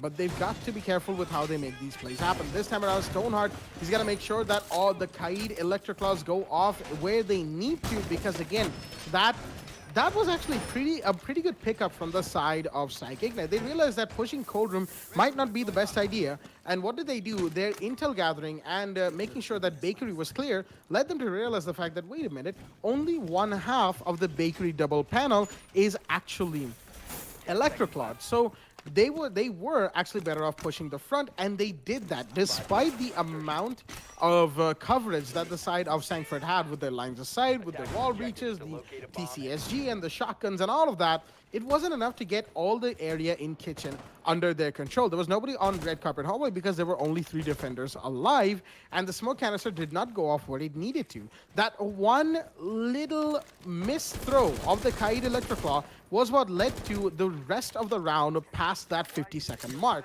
That was a fantastic pickup right there from Psych Ignite, I have to say, because it looked like they were looking for Cold Room push, but then the intel came in, the call came in, the regrouping and rotation happened, and they made the plays happen as well.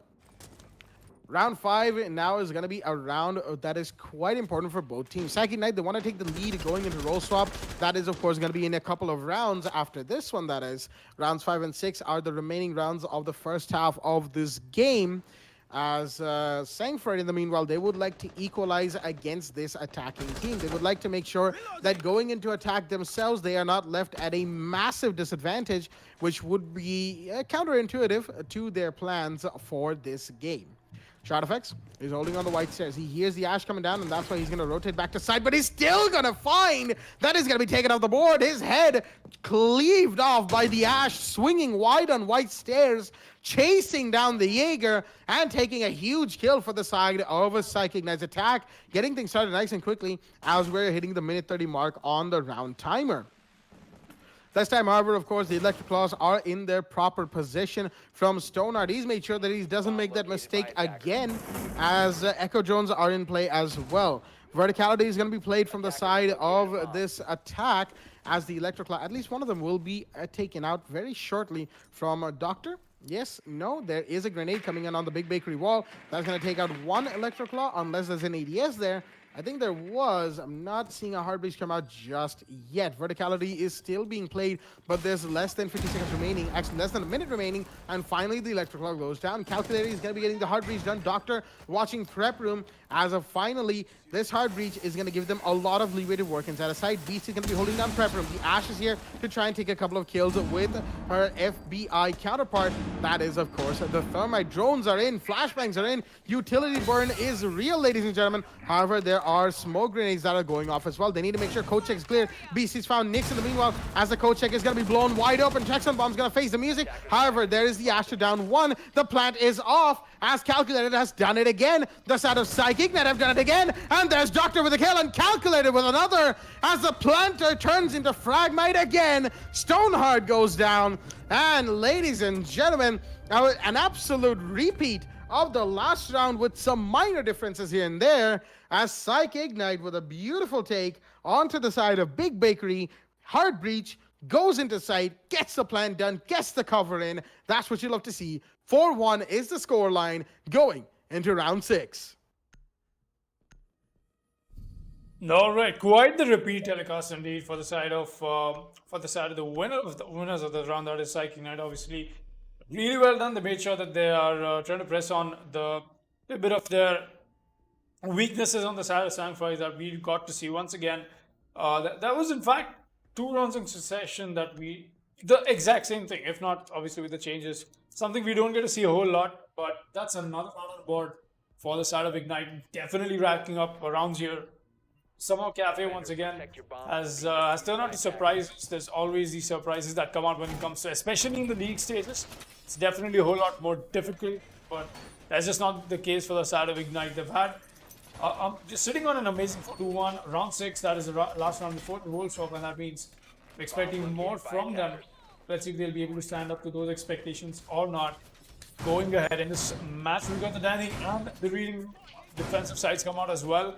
There's going to be once again for the side of Sangfroid. They're trying to attempt this really bad right now. They want to make sure they convert whatever that is left of it 10 seconds left. into something useful. That the work that is actually being done is going to be done on the top floor, but a good stop from the side of Sangfroid, you know, with that rush attempt that we did see from Ignite. But except for that, it's been all Ignite all over the map. They're making sure they're doing everything right, and that's just been the case for them. That's just the momentum that they've happened to build over the time. And it's been an amazing season for them in terms of the qualifiers as well.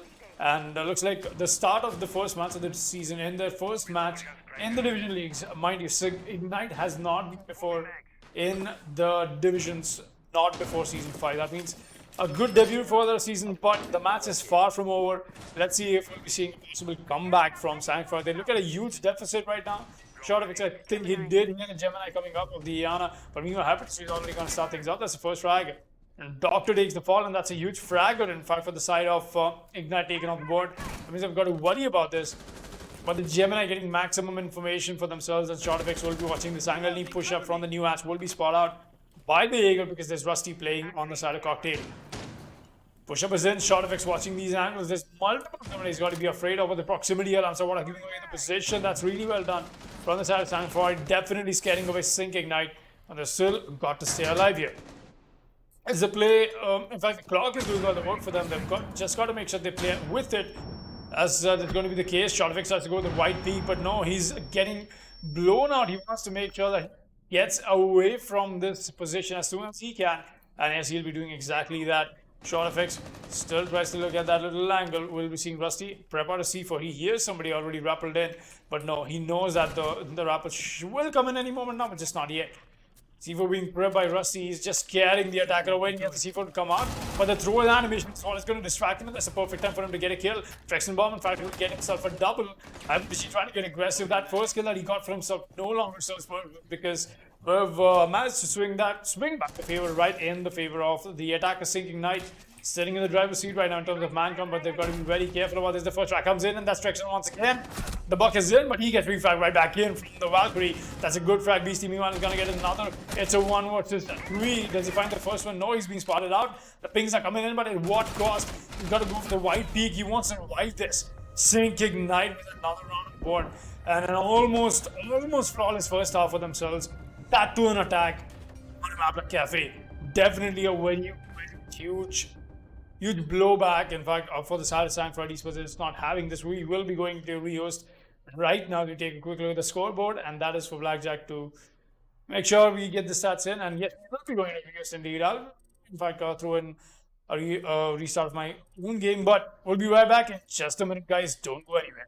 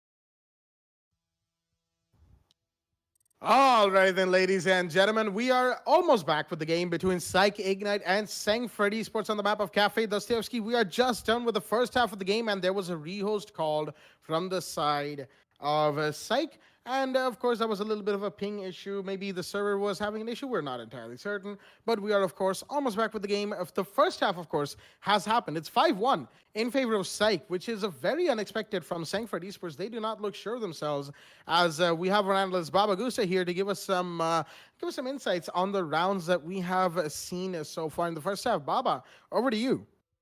Well, Jack, first round, and I believe Psych Ignite is taking the attack in on a next level, especially the drone works coming in on the side of the attackers is absolutely unbelievable. Each and every time a drone work has come into place, Trexon, like you actually did see on the first round, Trexon using his skeleton key to eventually down the Vac, who was currently in the whiskey room of the whiskey part of the piano room. That was really great drone works coming in on the side of Psychic Ignite. But I'm just not going to talk more about Psychic Ignite. But on the other hand of Sangfroid Esports, it's kind of unusual to see a little bit of utilities and reinforcements being placed, especially when they were defending on second floor reading room, where you see reinforcements being used on the third floor bar, as well as a deployable shield and ADSs being placed on the piano room, which was quite unnecessary. And looking what kind of positionings that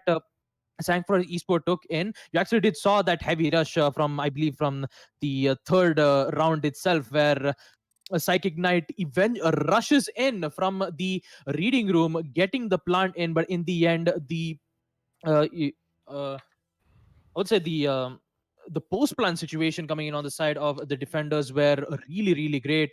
And I would say for Short FX, who actually did survived at 1 HP, he was quite lucky getting the kill off of Buck, or else he wouldn't have got that when out of it. I mean, with all of these round looking in, Psych Ignite gaining the lead, there might be a higher possibilities for Sangfroid Esports to come back in, since we actually did see Sangfroid Esports banning Vamai, as we are going to be seeing all of these players coming in. And yeah, I'll just give the mic back to you, Jack. Thank you very much for that, Baba. As the match is back underway right there, some beautiful insight into the way the rounds have happened so far in this match, and the way the side of Psych is played has definitely piqued my interest quite a bit. They have taken Sangfroid Esports by storm. However, mind you, that was only the first half of the game. It is 5-1. However, it is also round 7 roll swap, and Psych Ignite, Sync Ignite, I'm not sure how to pronounce their name currently. I'll definitely fix that by the time the next day happens. However, third floor bar is going to be the site of choice from them on a defense. Trexon bomb with that 6-pick right there out of the Kaid into the Oryx. Looks like the side of Ignite want to make some bamboozle plays, make some jumpy plays happen with the Oryx, the man from Jordan, who can jump an extraordinarily large height over on top of hatches. Unfortunately, of course, that doesn't extend to the hatches on the roof of Cafe, because unfortunately that would be just a little too broken, and Ubisoft decided not to do that, even though anybody who played the TTS for this operation knows that Oryx was at one point able to jump up the hatches of Tower, and that was those were a quick couple of days before that got patched out. Right now, of course, it's going to be interesting to see how the side of Ignite play in these remaining rounds. Doctor bringing in the Valkyrie, another operator you normally see banned on Cafe, is not banned here today because of the Wamai ban from the side of Sangfroid. They decided to take out one of Rainbow Six's biggest denial operators. You know, nothing really surpasses the Jaeger, even though both Wamai and Jaeger are very similar in terms of what they do. Regardless of that, you know, they decided to take him out, and it's definitely shown in the way that the side of Sangfroid have defended that it's hurt them just a little bit, but they decided to go for it anyway because they wanted to have that play available to them and not to the side of Psych Ignite, you know, so that Psych could not bring in a Wamai either. And meanwhile, right now, Doctor, I think did he want to go for a jump out? Right? I'm not entirely sure. However, his cam's been taken off the board, and of course, he has a jump out prepared on the cigar lounge window, the piano window that he's currently situated on. The drone spotted where he is, of course, and he's gonna have to fall back. But the whiskey window is already open, and there is gonna be an attacker watching that angle. There's not much emphasis on the side of Dark Spot as well, as Calculator is gonna be taking the position of the Valkyrie, who just vacated it, as the flashbangs are going to be caught off by the ADSs placed on the wall. Shots are being fired all over the map as Checkson Bomb has made his way all the way down to first floor. He's taking a little bit of damage. That's from going through a couple of soft walls here and there. But there's a Nomad that he'll have to fight. No, he's not going to. He's actually going to Rima dash his way all the way to the red stairs and up the red stairs as quickly as he can. The Jaeger will go down in the meanwhile, and that is Hypertissue taking that kill. A beautifully done kill right there as we approach the minute 30 mark, putting the side of Psychic Knight on a little bit of a disadvantage. Drones are still finding where these defenders are sitting. The Valkyrie is probably up next as the Evil Eye will will be finding itself blown to smithereens by the Ash's breaching round. Hibana makes her way into piano as well. There's a double roam here from the side of the defense, and that is the Oryx and the Vigil. Sandy's and Trexon Bomb downstairs. Less than 65 seconds remain for the side of Sangfroid's attack right now. They need to expedite their process, and they're in the process of doing exactly that. A process to get into sight faster.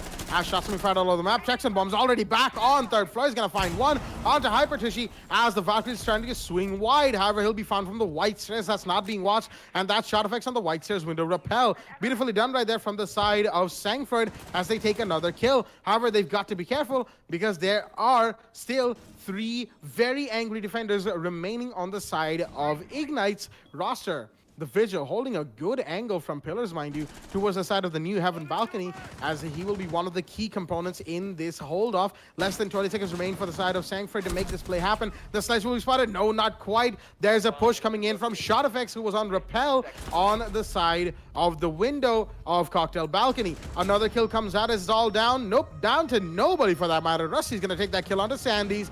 And unfortunate for the side of Sync Ignite, but they were just picked off one by one. The Nomad with those beautiful rappel on the windows, one on white stairs and one on the Cocktail Balcony, taking out 2 important cogs in the machine that was set to stop the push in from the side of Sangfroid Esports as they finally take one more round. Round 7 goes to them, their first round on attack, and their second round in total as the side of Sync Ignite sit 1 round away from match point. Still 5-2 the scoreline, and we're going to be returning to third floor bar and cocktail lounge. I've got to give it to the fact that we did see a whole lot of over peaks and whatnot in terms of the differential that we got to see from them. But what really happened to worry me is the fact that the change-up, in fact, that we were having in terms of what both these teams were doing. It been the round. Wait, Trexon has brought a shotgun this time around. That'll be interesting to watch where he happens to employ it. The point that the side of Sync Ignite getting a little too tunnel visioned onto a specific target that they wanted to find, just not caring enough about the environment. And in a game like Siege, you've always got to have that environmental awareness. You want to make sure that everything going against you is in a controlled environment, or you know about it. Make the changes according to that. That's not something we did see bring out. The last three frags, in fact, the last 4 frags that 3 frags, all right. The last 4 doesn't really say 4. But anyways, apart from that, the last 3 frags that we did see Sangfroid pull out on the side of Ignite was the fact that they were a little too invested on doing something else in totality. It was just not. There's just not enough environmental awareness, like I talked about, and that is something maybe if the defenders happen to find that a bit of a weak hole that they can maybe exploit on the side of Sangfroid. You know, maybe there's a flank that they've got them covered. Maybe there's some work that they're not doing. Maybe if they're able to convert on it, they'll definitely be getting match point. But let's see if that is going to be the case or not going to be. Trexon Bomb will be playing with the pistol and the shotgun in hand. That's a deadly combo in the right hands, but he's very ecstatic once again. The aggression from the side of Sync Ignite. They definitely want to be taking these fights, and more than that, let's see if we'll find one of these pistol one taps. You know how satisfying they can be. If that is if we find one though. We'll be seeing a WD in fact take down the side of Skylight, but the Mozzie just moved up back And nobody will be peeking the sky. That's good from the side of Sangfroid Esports in terms of not wanting to take fights that are not just theirs. And once again, a rapid game will be on from the side of the attackers. But I think that what they're really trying to do is make their way downstairs and try and shake off whoever's playing over here. And there you go. That's exactly what is happening. The floorboard will be, the floorboard will be breached from down below by Habishi and Nex and stuff. That's more than enough soft breach that we already have, and that's definitely puts Sandy in a really bad spot as well. 1 HP and he's barely clinging on to his life right now. Let's see if he's going to get that. No, he won't be. Sandy's going to take the fall. That's even from a Zofia Impact Lifeline. That's funny, but definitely not funny for Ignite once again getting picked up one by one. It's not able to stay alive for Sandy stays very nice because that's one of the worst ways you can go down. The doctors will run hold on strong. He's not aware of what's happening. Or there you go, as I was talking about getting lit up from somewhere else. The nade comes in. He's still surviving all of this. Somehow he makes it out of there and makes it out of there alive. Interesting, very interesting what just happened. But oh no, he's not only going to make it out alive. He gets a free frag for himself as well. I think she takes the fall. Wants to go on the repeat. He is not find the Zofia doing very ecstatic about this. No, he's going to get spotted out by her. And that'll be Nyx making sure he gets the frag collection. I don't think he knows that he's downed him any moment now. He will figure that out. Oh, I don't think he has though. No, he has. The doctor is wasting a lot of time, you know, just with the thought that for the side of the attacker that he's still alive. Let's see if that's going to be the case or not. Trex and Bomb still not having himself a nice opportunity to use that pistol or that shotgun. BC pushes up and that's a diffuser down. That's a really good frag. That's a really important one. In fact, the push-up is already in. Nyx is going to get the frag on the doctor. The push-up is good. The shotgun comes alive. Trex and Bomb gets one. It's two. But where's the diffuse? Too late already. Rusty goes before the repel. That's going to be a frag for Nyx. He's going to get the cover. That's a really well done. It's calculated in the 1 versus 2. But the plan is going down. Yes, it will be stuck on the last minute. But no, once again, what? Somehow calculated lands that the Zofia could not allow him to go for the rotate. How does Zofia make that mistake? And Nyx, what are you doing, my man? You cannot allow that to happen. You gotta convert your gunfights into something useful, or else that is what happens. Calculated coming in with a clutch on a very heroic save to round 6-2 is going to award his team with that clutch, you know, versus just a denial. That is exactly all you need. Match point is there. 6-2 is the scoreline. 1 run away from taking the first match for themselves in Division 3. Amazing clutch coming in from Calculated. Very calculated, got to give him that. Shall we say that was a calculated clutch right there from the man? I'm just joking, of course, but what a play from the smoke right there. The man swinging wide in all desperation. He needed to get the kill on the planter, and he did, sending the sledge flying with a mouthful of buckshot. As, oh boy, that was a hype, ladies and gentlemen. And how was he even allowed to do that, you may ask? None of us know. Where was the cover? It wasn't there where it needed to be. The shots didn't connect when they needed to. And that is why Calculated, you beauty, bringing out the shotgun clutch at the very final seconds of the round. We were even on the round count to overtime because it had gone past the 0-second mark, and all that was keeping the side of Sangfroid alive was the sledge who was planting, and it just came down to a fantastic play and a huge misplay from the side of SF. And that, of course, brings them to match point. 6-2 is the scoreline. The site, of course, has changed to First Floor Kitchen. And ladies and gentlemen, that is what we are here to see. Psychic Knight have done some fantastic plays across the entirety of this match today. And that is going to go down in the highlights reel for sure. We've got one more round, at the very least one more round to go, as the Mute Jammer, the final Mute Jammer, is going to be put down by Sandy's Doctor. Interestingly enough, holding on reception. He's just checking around to see what his mates have to say about this, while the side of Sangfroid are making a very, very quick take onto the 3rd floor. They want to make sure there are no roamers, as Doctor, I'm not sure what he's doing here, is just shaking his head at the reception counter. Probably not really satisfied with the placing of that piece of furniture. However, Hypertushin, he's gonna have to place himself very well. His positioning has got to be good, as he's going to be on the laundry area of 2nd floor. 6-2 being the scoreline, of course, puts the side of Sangfroid on a big advantage. Big advantage. It is a massive, massive advantage that they have on terms of the round count, because the side of Sangfroid, they have to make a massive comeback. They have to win 4 rounds consecutively to make sure that they bring it in to overtime, because that is their only choice to even win this game. They cannot do anything otherwise. All that they can do is bring this game to overtime to have a chance of winning it. Right now, they're making sure they get the vertical plays in. However, there's less than a minute 15 remaining, and they need to expedite the process. The hard breach onto the hatch has been done. Stoneheart, nice and quick on that. However, the Vigil hiding his presence on white stairs. The drone probably knows where he is, but do they know exactly how far down white stairs is he? No, Hyper is going to be finding one. That Sandy's on the board. An impact grenade goes off to probably try and find the Claymore on white stairs, but the Vigil is going to pull back instead. BC is going to find one onto Nyx. That's one more kill. The Sophia goes down on a vertical angle, which was completely not required for the side of Sangfroid Esports to be taken down like that.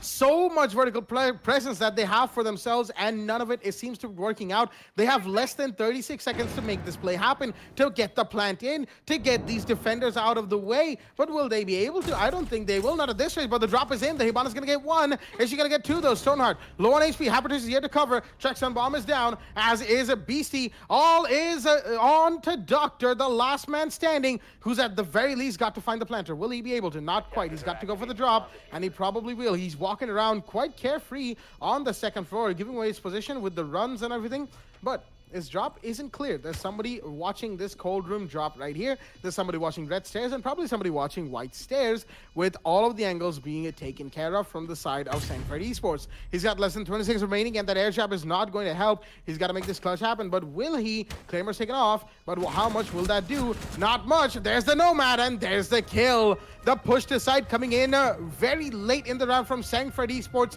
taking the side of Sync Ignite by surprise. And that is why they'll be winning out round 9 on first floor kitchen, not making the mistake of not having the players observing the required angles, as a match point is still in play. 6-3 is still the scoreline for the side of Sync Ignite, but looks like we are going to be going into a rehost call from the admins, ladies and gentlemen, and we'll be right back on the other side with this match, which is just getting exciting. It's unfortunate that a rehost has to be called, but we'll be right back.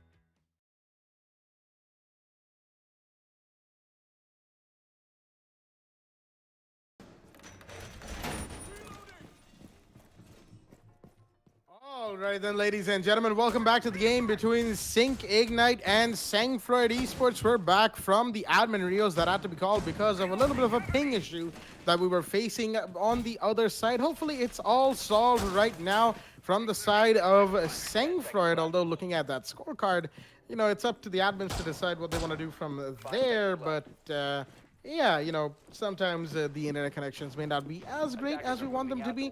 And of course, after a 2.5-hour maintenance that we had earlier from the side of Ubisoft, oh, there we go, Rusty has left the game. The man with the high ping is no longer with us, and looks like Sangfroid Esports are going to be playing at least this round a 5 versus 4. Sandy's in the meanwhile, he's gotten quite aggressive here on Cigar Shop, second floor. Doctor's going to be taking a gunfight as well. Not going to find anybody just yet. That was a Zofe, I think he was trying to fight against Nick.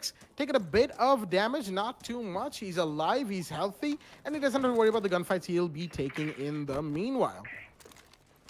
6-3 being the scoreline, of course, pushed the side of Sync Ignite very heavily on match point Sandy's. That concussive that just came out has definitely spotted his position. He barely lives from the Ash, and he's got the Scorpion in place, so he can definitely take her on at long range. Here's the shuffling happening right there. However, Hyper, he's gone for a jiggle pick, and Sandy's is pretty excitable here as well, sitting on a bar. He's trying to peek Skylight, not going to be finding anybody, but the side of Sync Ignite are pushing up very aggressively on this turf for roam clear. Checks on bombs here, Doctors here, they're all here trying to find these operators. The Sophia, however, will find the Ella instead, taking one down. Doctor's going to take down Hypertishi. In the meanwhile, the Ash goes down as Doctor himself is a little low on HP. Nick's low as well. Just didn't quite go down. The kill, that is, from the side of Sync Ignite. Shot FX pushing down the red stairs will be met with the Legion. Beastie playing this area. The drone, if it spots him out, he's going to fall back. He's going to fall back anyway. As I forgot to call out, the site is in fact first floor kitchen. You know, you might think it's second floor reading with the way the side of Sync Ignite is heavy on the roam, or was heavy on the roam. They've all deemed to fall back for the time being. Even checks on bomb. Doctor's already back. He's low on HP. And yeah, the side of Sangfroid, they were definitely taken by surprise right there, having to lose a man due to the ping issue and then losing Hypertushi, leaving them in a 4 versus 3. Ladies and gentlemen, Sync Ignite, they're just taking a chill right now, at least inside of sight. They can for a few seconds before the side of Sangfroid comes crashing down on them. Whether or not that's going to be the win for Sangfroid or the win for Sync remains to be seen. Shots being fired from the UMP. Tracks on bomb trying to fight vertical right now. He's got to be careful, mind you. Vertical lines of sight more often than not work out for the side of the attackers, but they're being held regardless as less than 30 seconds remain. So Stoneheart, excuse me, is going to be getting the hard breach on the hatch done. Grenades are going to come in. Flashbangs are going to come in as well to try and find these defenders that drops in. But Stoneheart goes down. Will another go down? Yes, they will. And it's all down to the sledge. So Shot gets a double kill on the hatch shot, but there's a goo mine in his shin. He's got the SMG 11 up. An impact comes in, and the Vigil will find him instead as Doctor takes the last kill of the round, the last kill of the match and of the map, as the match 2 of tonight of day 1 in Division 3 comes to an end, and it is Sync Ignite who will take the map of Cafe Dostoevsky by 7-3. Ladies and gentlemen, it was a beautiful game that we got to witness, and unfortunately we had a couple of issues along the way that have been ironed out for the time being, as we will, of course, be moving into the third game very, very shortly as well. But before we do, ladies and gentlemen, we've got our analyst, Baba Gusta, to give us a little bit of insight on the way the second half of the game progressed. We did talk about the first half before, but now it's the second half's turn. Baba, the mic is yours. Well, Jack, it is very sad to see for Sangfroid Esports as they will be joining with the KL11, losing their first points in the WD Black the Esports Club League, eventually being both of them in the danger zone, as well as the higher potential for them, you know, getting eliminated from Division 3. I mean, they can be able to come back up. The only problem is they need to win the qualifiers first to get in. So, I mean, when it comes to the playstyle wise, I have to give credit to Trexon playing as the buck when it comes to attack. All of those drone was coming in from the side of Sync Ignite. It did really work in their favor, and whenever you see a pings coming in, that's a definite confirmation of saying that Trexon or any other operators will be able to take a kill. Now, here's the only main problem that I feel really bad about Sangfroid Esports. I believe it was Short Effects who was playing on defense, where he was showing he was showing his back when he was trying to run away. Every single time when he tries to drone it out, he'll be like, "Oh no, I've been detected. I have to rotate back on the side." And Doctor comes in to take care of that opportunity and gets those free easy kills. Like Short Effects did it twice in a row, which actually cost Sangfroid Esports losing and giving an early frag for the team. I believe for team Sinking Knight, giving them the win. And when it comes to Sangfroid Esports, I have to give credit to Sangfroid Esports. They've been really great when it comes to execution. But here's the thing: if you keep on doing the same execution over and over again, the defenders obviously take care of that advantage, adapt to that possible opportunity, and eventually take that out. You actually saw that example last, but in the end, I have to give credits to Psych Ignite, and I have to say well, you get to see again next time Sangfroid Esports. And yeah, that's all I have to say for the analyst test. Well, Jack, back to you. Thank you very much for that, ladies and gentlemen. Thank you very much for that, Babagusa. As we are, of course, going to be underway with the last match of the night, ladies and gentlemen. Nat versus Staticz Gaming is almost here, as of course, all of the players are almost in the lobby, and I believe the map is once again Cafe Dostoevsky. It's the cafe day to begin for division stages in season 3. As this match should be a pretty good one coming ahead of us in just a short while. Captain Arya from the Esports Club here with some pretty awesome news. Now, as you probably know, we've been running the WD Black TEC League for Rainbow Six Siege, powered by LG Ultragear, for the past few months. As we come into August with our final season of the league, we wanted to celebrate with you guys who have made this an amazing experience and an extremely successful esports event. We've teamed up with some of our favorite partners to give away an entire esports PC for one lucky viewer. Yes, one of you is going to take home a complete PC featuring some of these awesome parts.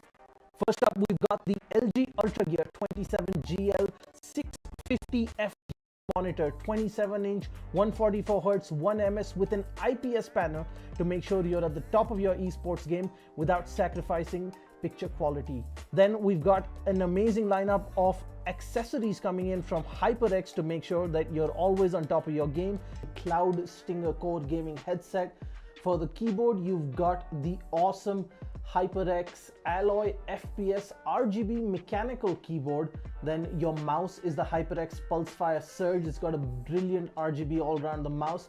For the mousepad, you've got the HyperX Fury S.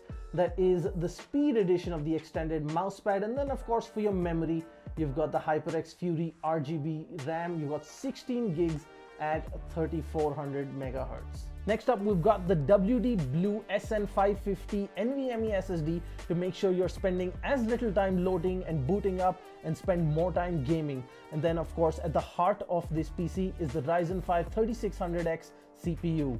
Now, as you know it, at the heart of every gaming PC is a great GPU. So we've teamed up with Zotac Gaming to give you a brand new RTX 2060 because frames win games and there should be nothing between you and top of the line performance.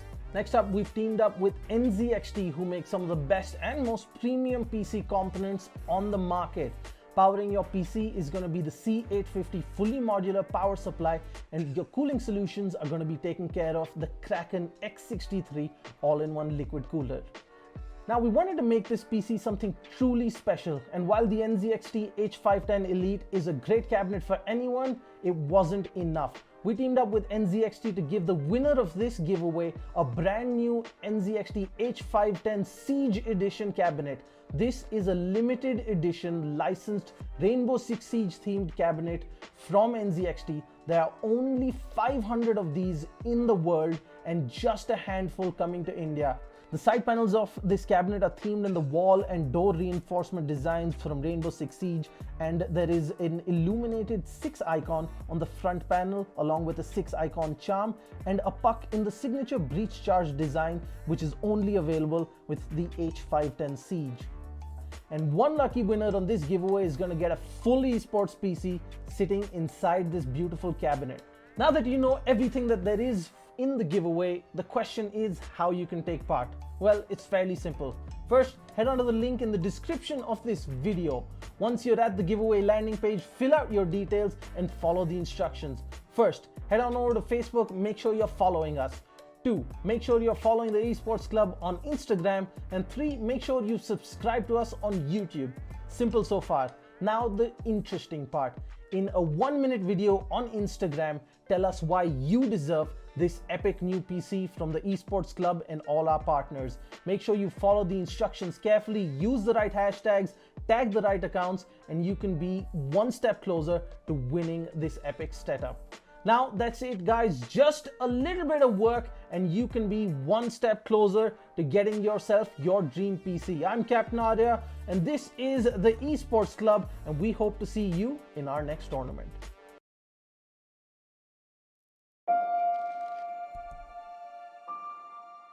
The moment of creation is a form of magic, where an off becomes an on, a 0 becomes a 1, then another, and another, until, deep in the complexity, you discover order, speed, reliability, power.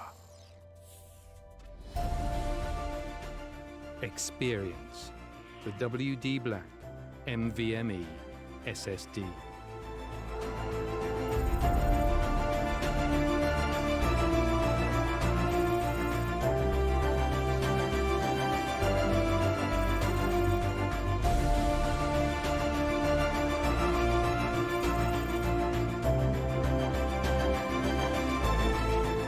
Fueled by darkness. Level up to NVMe SSD performance.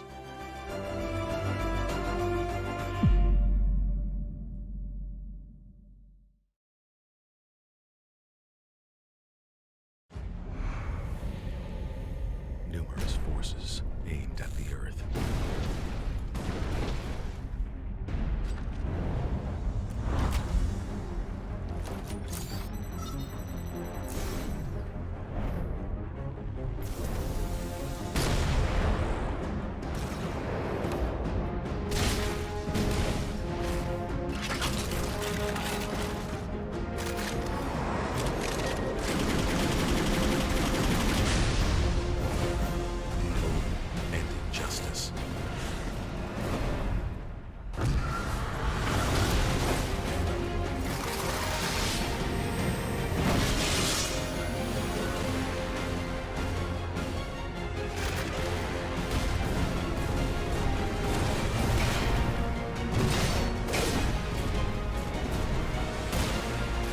Let the glorious battle begin.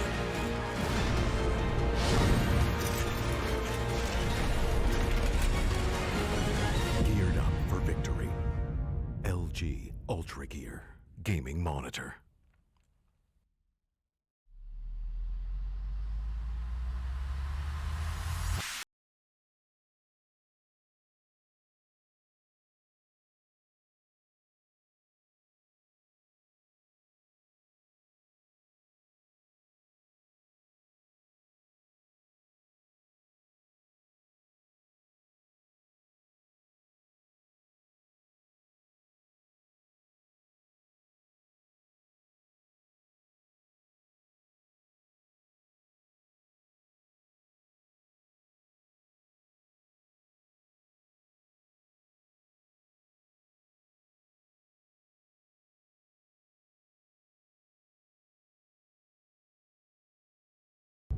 Ready to breach.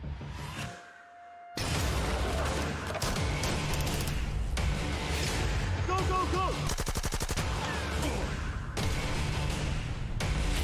Follow my lead! Flashback!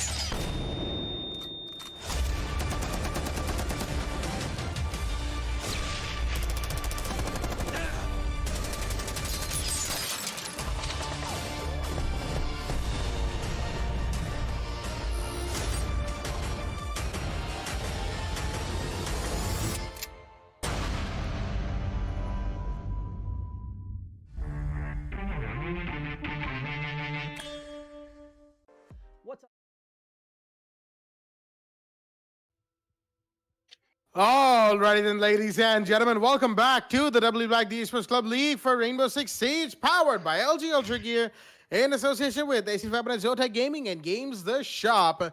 And also remember to check out the giveaways at the socials of the Esports Club on Facebook, Instagram, and the link in the description for a limited edition Rainbow Six Siege PC that includes the NZXT Rainbow Six Siege PC cabinet. Only 500 of these exist in the world, so check out our socials on Instagram and Facebook for the process of getting yourself registered in this giveaway. I'm your host Blackjack. Joining me is my co-host Sam and Foxy as we are here for this final game of the first day of Division 3. Nat will be taking on Staticz Gaming, and it's going to be Cafe Dostoevsky. Once again, it's the Cafe day to start off, ladies and gentlemen, and we've got some interesting tidbits from our analyst desk, Baba Gusta. Take it away. 2 to the 1 to the 2 to the 3. Hi, this is Baba from the analyst team, here to give you some breakdown on what's going to happen to Team Nat versus Staticz Gaming. On the side of Staticz Gaming, we have Joker, also known as Price, the manager of Virtual 5 Esports in Staticz Gaming. It's quite really interesting to see what's going to happen. You know what's more interesting? DZ also on Nat, in which he was on Zor with Nani. Unfortunately, they had to split up, and we're going to be seeing DZ and Nani, both of them going up against each other, I believe. If you check on the recaps of what's going, recaps on the previous rounds, I believe on the side of qualifiers of Team Nat, they did defeat Weekends of Azrael and get their spot on phase 1, eventually, being on the lower brackets, I believe. And Staticz Gaming also defeated Team Extremists on phase 2. They've been qualified as well. When it comes to both of these attackers, I really have to give a huge appreciation to Drish. Has he got 20 kills as he was up against Weekends of Azrael on map Villa? Can you imagine that? 20 kills, and that too, he wasn't even playing as the fragger at all. He was playing as the support on defense. He was playing Hibana on the attack. He gets 20 kills. He is absolutely a mad lad. And when it comes to Staticz Gaming, we still see them winning on 7-2 Clubhouse. I believe they were up against Sangfroid was a Staticz Gaming. Unfortunately, Staticz Gaming were excellent on defense going up against Sangfroid, and Adderate was with 10 kills in total, as Electric was with 8, gaining 1 or 2 houses, gaining 1 or 2 wins. I believe Sangfroid won against Staticz Gaming. My apologies, I kind of got confused, but just to clarify for you guys on the qualifiers, Sangfroid won against Staticz Gaming on 7-2 Clubhouse, with Adderate having 10 kills and Electric with 8 kills. So with a lot of analysts in mind, I believe Staticz Gaming is quite great when it comes to attack coordination. On defense, it is quite questionable. So when Baba, it comes to the I wanted to ask you something. Have we seen Nat and Staticz face off each other in qualifiers? Has that been a case so far, where they're grouped together? Because I just cannot, remember them playing against each other. So because both of these teams have made it through the qualifiers indeed. Just like you said, Nat has made it from phase 1. Staticz had to, do a little bit more of the grind and get themselves done on phase 2. While Baba, you let us know if they faced off each other or not.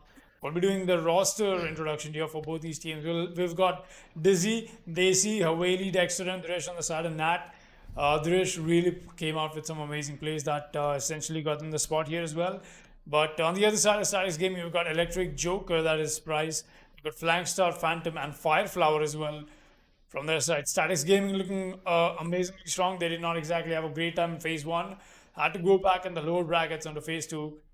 Got their spot indeed, and that's a little bit more of a legendary comeback from their side as well. So yeah, I don't think they've faced off each other.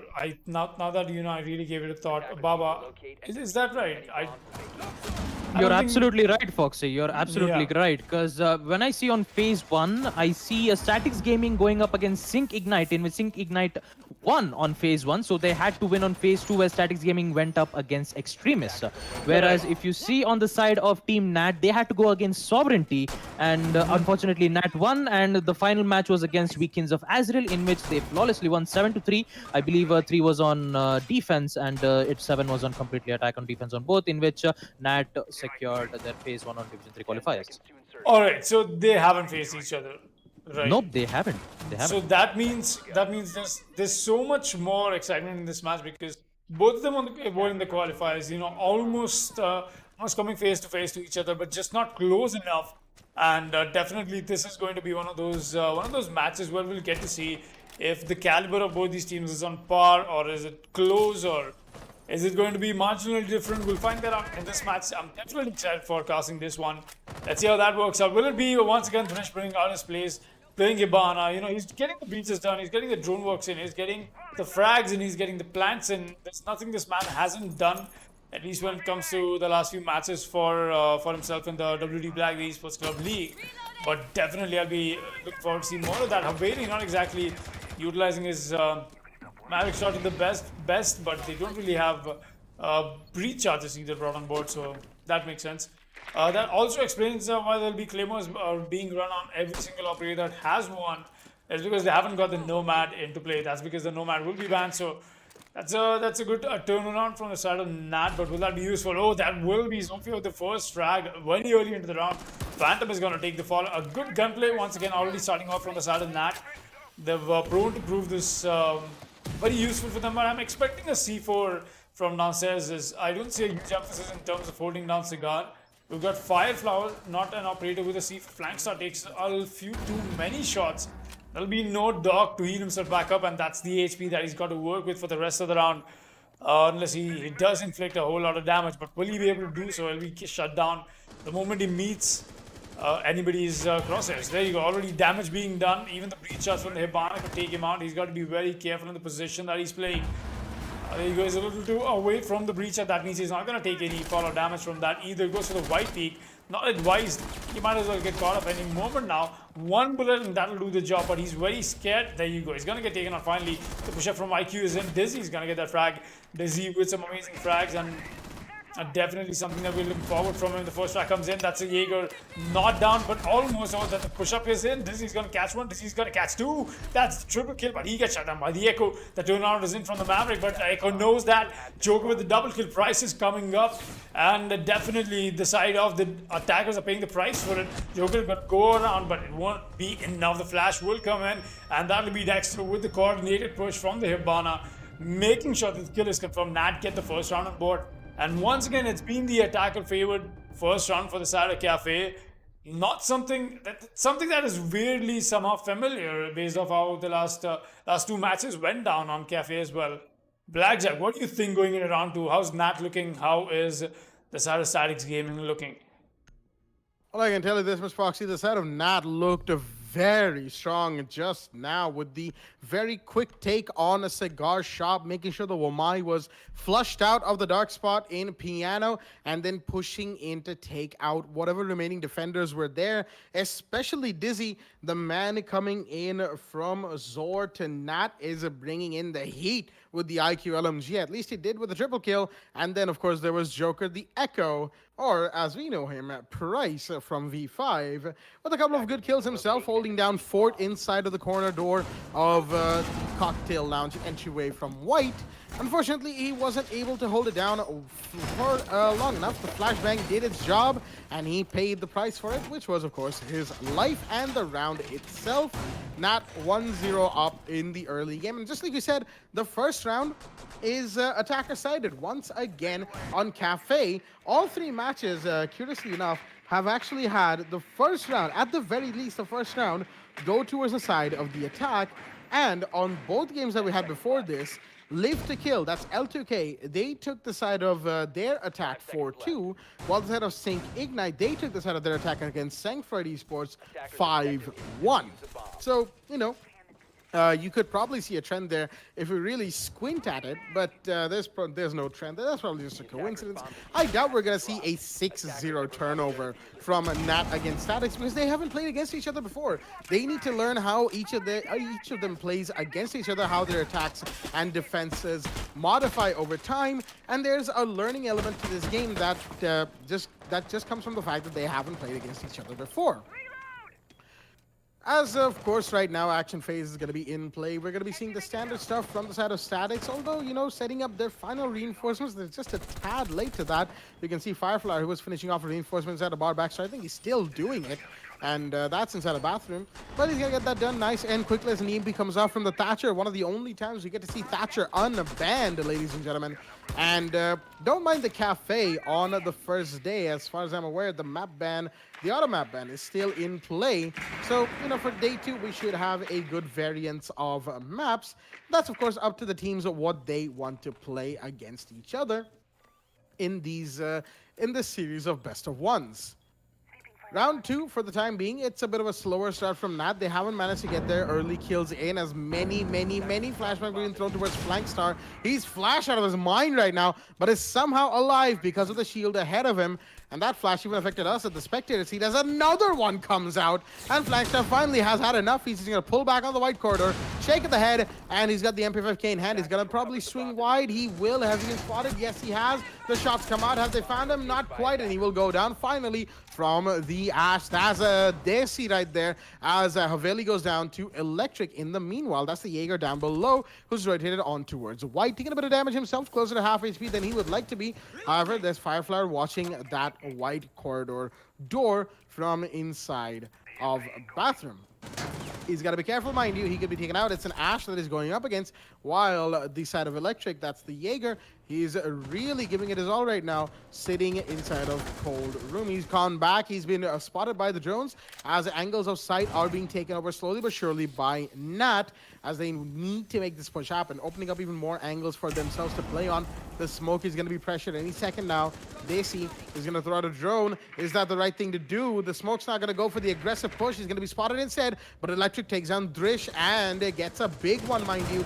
That is the Hibana, but Desi's going to take down Firefly in the meanwhile, equalizing the man count. Double kill for the Ash as the IQ falls in. Has he found the Jaeger? Not quite. Will the Ash find the Jaeger? Yes, she will. That's another one down as Desi's got a triple kill for himself. However, there's the Valkyrie down below, but Dexter's already going for the plant. There's an Echo drone who's going to get taken out. Will the C4 find him? No, it won't. The plant is off. It's a post plant. 3 versus 2 for Joker and Phantom to play in. Joker gets one. That's a big one. Desi goes down. Will the Echo find another? No, he won't. There's Dizzy to take him off the board. And it's all down to Phantom, the last man standing, pushing up from Cigar Balcony up the red stairs. There's one mark on one, but the other one sitting by the desk is what's going to stop him from taking this retake. And that is Dexter the Thatcher holding inside a sight.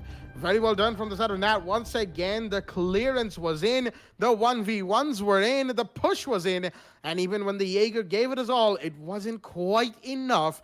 Round 3 is in play. 2-0 is the scoreline in favor of Nat.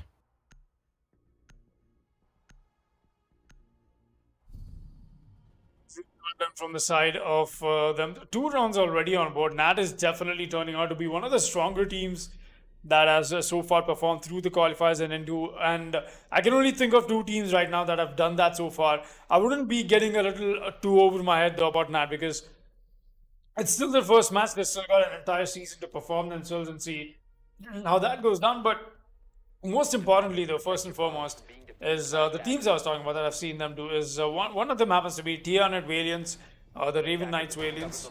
So they've been amazing through the qualifiers, not even to qualify for the first 3 seasons, coming in on season 3, going to Division 2, straight from the qualifiers to Division 3, from 3 to 2 to 2 to 1 right now. That's right. Right now, season 5 is where Valiants will be playing in Division 1. It's been quite the uphill journey for them, and it's been amazing to cast all of the matches as well, whatever we got to cast, obviously. But I'm sure that kind of legacy somebody else has been following as well, following right in the footsteps. Haworks, right now, to stay in Division 2, they've been amazing since they've come into the qualifier so many times. Qualifier teams not able to stand up in the heat of the division. That has not been the case for Haworks this time around. And right now in Season 5, they will be in Division 2, so I'm even excited for those two play days, Division 2 and Division 1 play days. But coming back, Nat, once again, following something in the lines of that, coming in amazingly strong in the side of the qualifiers, and now the first match as well. They're showing the dominance for the first 2 rounds, but will they be able to keep that alive or not is the real question. Going ahead, round 3 is underway. We're getting the drones coming in. Fireflower still holding that angle. He's going to get the drone out first and foremost. We're getting the breaches done, and just like Blackjack said, very weird to see Thatcher being unbanned on a map like this. It's hardly the sight that we get to see, honestly, but then again, there must be some downsides and upsides to it. But we'll figure that out later. Right now, the push from Bakery is eminent from the side of the attackers. They got the reverse rappel in as well. Thresh is playing in a really cheeky spot. In fact, he's got to be very careful about it as well. You don't want to expose a little too much of your head, because the Jaeger is in a perfect position to get aggressive, take that out. Maybe it's the Wamai as well. Right now, their priority is going to be getting the breach around the prep wall. That is something that they're facing an issue with. But the bottom is in, and that's going to be taking a few shots from Phantom. And the breach charge is done. All the soft reset is necessary and whatnot. That's good momentum setup for the side of the attack, but no, the push-up is there. Dresh taking some of his team fire, in fact, but Dexter is more than enough to make sure he reads back, and that's right in the arms of Daisy. He's gonna get the frag from the small bakery window. That's a good take for taking out the alibi. I still got to find the Jaeger and the Vamai. That is the real question right now. Will they be able to do so? Can the breach done? Five has to fall back. Electric, the man on the Jaeger, not the bandit. Unlike his name, he's still going to be holding this strong. He knows the push is coming with the Barbite breaking up. He's going to push up. He's going to get fish. That's aggression. I don't think the Hiban was expecting that kind of it. And now very careful. A 2 versus 1 type that Electric is having to take here. Not an advantage. He's got to stay alive. At least get one frag out of it. He's going to tag up one of the attackers. But no, he'll be taken down from above, in fact. That's really well done. Daisy is the one to be the finisher on that. But still, the top angle is still into play. Phantom, in meanwhile, is going to find a Dizzy. That's a nice frag with the diffuser pushing in. Thatcher is going to be the one to convert that into something useful. The Valkyrie takes the fall. No C4s left. That's all coming down to the gunfights that they'll have to win. Flagstar takes one, but he's going to lose that. It's all down to the last living defender. That is Fireflower, the Wamai. He's going to get a frag, but for how long? That'll be Nat with the round 3 into place. And this is the kind of domination I was talking about for 2 rounds that has been the case. But make that a 3, because why not? Nat has been amazing. They're coming in from the qualifiers, straight into division, and already putting up such a nice performance. No heat to Staticz Gaming, though. They've also come in from division. But, the Staticz Gaming is happening to be just like any other division team that we happen to see quite a bit. Just not enough. Just not what it takes to survive the heat of the division. But it's still far from over. Way too early for me to be making these predictions. But the rounds, they're not even coming close. I cannot stop myself from saying what's the obvious, but that is exactly what is happening. 3-0 is the scoreline, very dominant on a defender favored map. Not maybe with the bans coming in, but still, it's a huge shift in the meta with the Nomad and the Thomad being banned and not the Thatcher, and maybe that is what is allowing Nat to have so much more flexibility. What do you think, Blackjack? I mean, one thing's for sure, the Thatcher being unbanned and the Nomad being banned is giving Nat a lot of flexibility and room to work with. They have to worry about their flank system a little bit more because, they have to bring in more Claymores, which is a trade-in for any other kind of utility that you would normally see them bring in. But the way Nat's played, they've used the Thatcher almost as if, he was just there. His UMPs are definitely taking out utility, which is working out for them because they have, let's be real here, Thatcher's UMPs have a massive radius that they can work in, right? But even over all of that, what really impresses me about the way Nat has pushed in so far is it's not just the Thatcher. They bring in the change in their secondary gadgets. They bring in the Claymores. They bring in the other piece of utility. Their other operators have breach charges than they normally would have, Sometimes you get to see Thatcher with breach charges when it comes to the league where Thatcher's unbanned and say a Nomad's in play, or a Gridlock is brought in as well. Nat, curiously enough, isn't running the Gridlock because they're comfortable running just a couple of Claymores, a couple of grenades, and flashbangs on the Hibana. And they've definitely proven the fact that they are more than capable of using just this in getting their pushes done, in getting their flank watches done, and using the sound cues, intel, and whatever remaining utility they have to finish off making this push. This time, look at this. Nat pushing the side of Cold Room. Staticz, they are gathered up towards the front here. Kochek is, of course, being watched by the Legion. That's Daisy, who's found out the fact that there is, in fact, a Legion playing Cold Room, as he will push it, and he will find the kill on the flank. So that's very unfortunate. The Legion did not need the push. He gets more powerful as the round goes on. However, he's forfeited all of that power for a quick early kill that was only had a minuscule % chance against a Zofia of actually working out, and that is why we'll be seeing the Legion no longer influencing this round after that Goo Mine that just went out, of course. More shots are being fired. Joker, he's trying to take a fight against the Sledge, I believe that is. No, the Sledge is right here, who's going to be taken down by Fireflower. He's not going to face the music of the Hibana just yet. He's managed to pull back into Big Bakery in the nick of time. C4's come out. That's one. Will Phantom C4 come out? Not quite, but more vertical angles are being opened as we speak. And more shots are being fired, but the Valkyrie, excuse me, takes some shots from the Zofia inside of Kochek. The IQ comes in, taking out the C4 that was pre-placed. Dexter in the meanwhile takes down Price. That is Joker. The Mozzie goes down, and the push to side is slowly coming in. Electric, he's been spotted. He's been taken off the board, and this is where Nat excels. However, Phantom is going to be here to make a refrag onto Daisy, and it's all done to him. And Firefly, no, Firefly goes down. It's all down to the last man standing. That's Valkyrie. Phantom, just inside the sight, really. And it's a 1v3 for him. Not in the post plant, not quite yet. Phantom, he's got to be careful. He's found one. Will he find two more? He's seen the head. He's taken it. It's a triple kill, but no, the wall bang comes in from Dexter to shut him down. And he was on his drones the whole time. His teammates were dying, but he had the intel. He had the callouts, and that is why Nat will still hold on, ladies and gentlemen. They nearly lost the play, making the push to side happen. However, it was the Thatcher who made the play and turned it into a 4-0 on round 5. Nat very, very dominating on the attack on Cafe, as so far the side of Staticz are yet to show up at all. It's definitely not a good, 4-0 on a defender favored map. I wouldn't really say a whole lot of defender favored today, because Thatcher ban, it's a huge thing, man. And allowing Thatcher to play, it's not allowing enough dynamic for the side of the defense to play with. They just don't have enough to work with, and maybe it is. Maybe they just played on one-off chance of that the other side will ban Thatcher, but no, it's because you start on the defense, you get the first ban, you want to go for the thermite ban, that's great, but the trade-off onto the Thatcher is what is affecting them quite a bit initially, because every single control that you happen to stall out on with the denial coming in for the walls, something that you can definitely convert on a map like this. It's a very different map, with the way Salt happens to be such a huge part of it. Once again, we're taking long fights and close quarter combats as well, so there's so much more rapid potential, especially when it comes to sites like these. So the way it goes around, Nat is definitely adapting to all of that. Staticz Gaming is just not enough. They need to pick up whatever is lacking behind for them, because it's been a little too long now, 0-4, and it's starting to look a little more, way too much inclined, in fact, in the favor of Nat, as they've definitely put the rounds on board very methodically. They are going very slow about this, but they're being very smart about it as well. We did see very good terms of utility usage, and done right in time as well. That is something that has been on their side since the beginning of this match. Is they're always having to manage time, happen to be on attack, even if they happen to make a quick execute happen. That is coming on board. That kind of aggression, that kind of random accountability is something I think Staticz Gaming is lacking right now.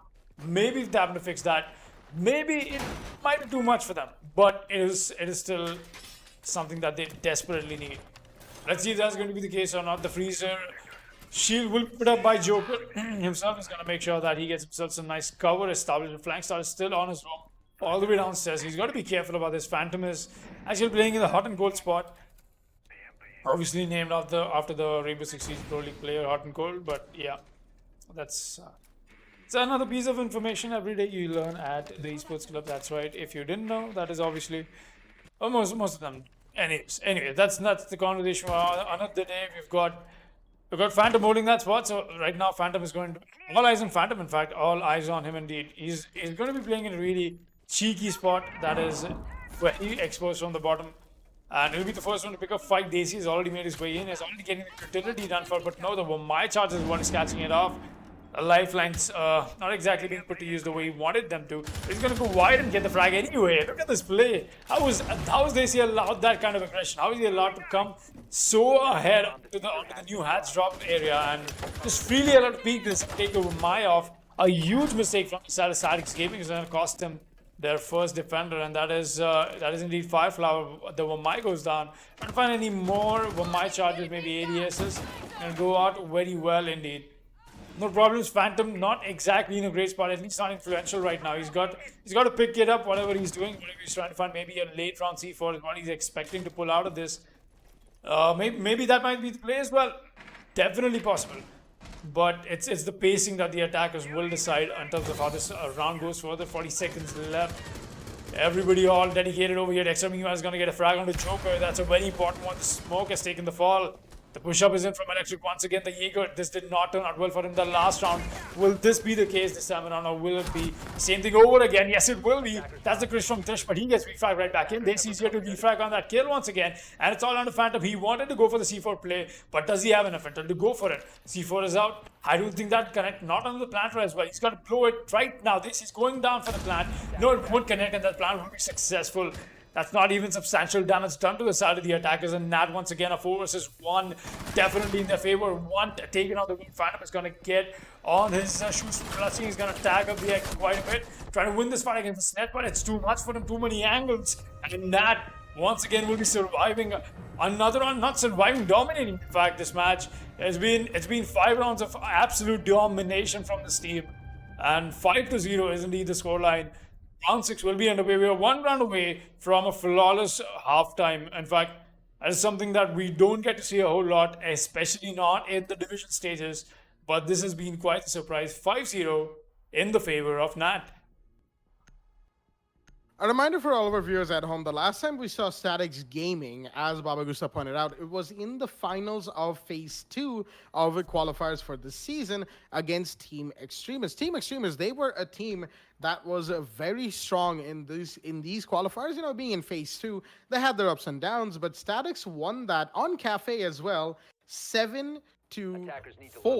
That was a 7-4 game for Staticz, and they started on defense as well. So this, right now, what we're seeing from Staticz being taken apart by Nat, and not just being taken apart as if it's some sort of like brute forcing. No, Nat is doing this methodically, slowly, and by taking their time. They're beating Staticz at their own game and beating them very, very hard indeed.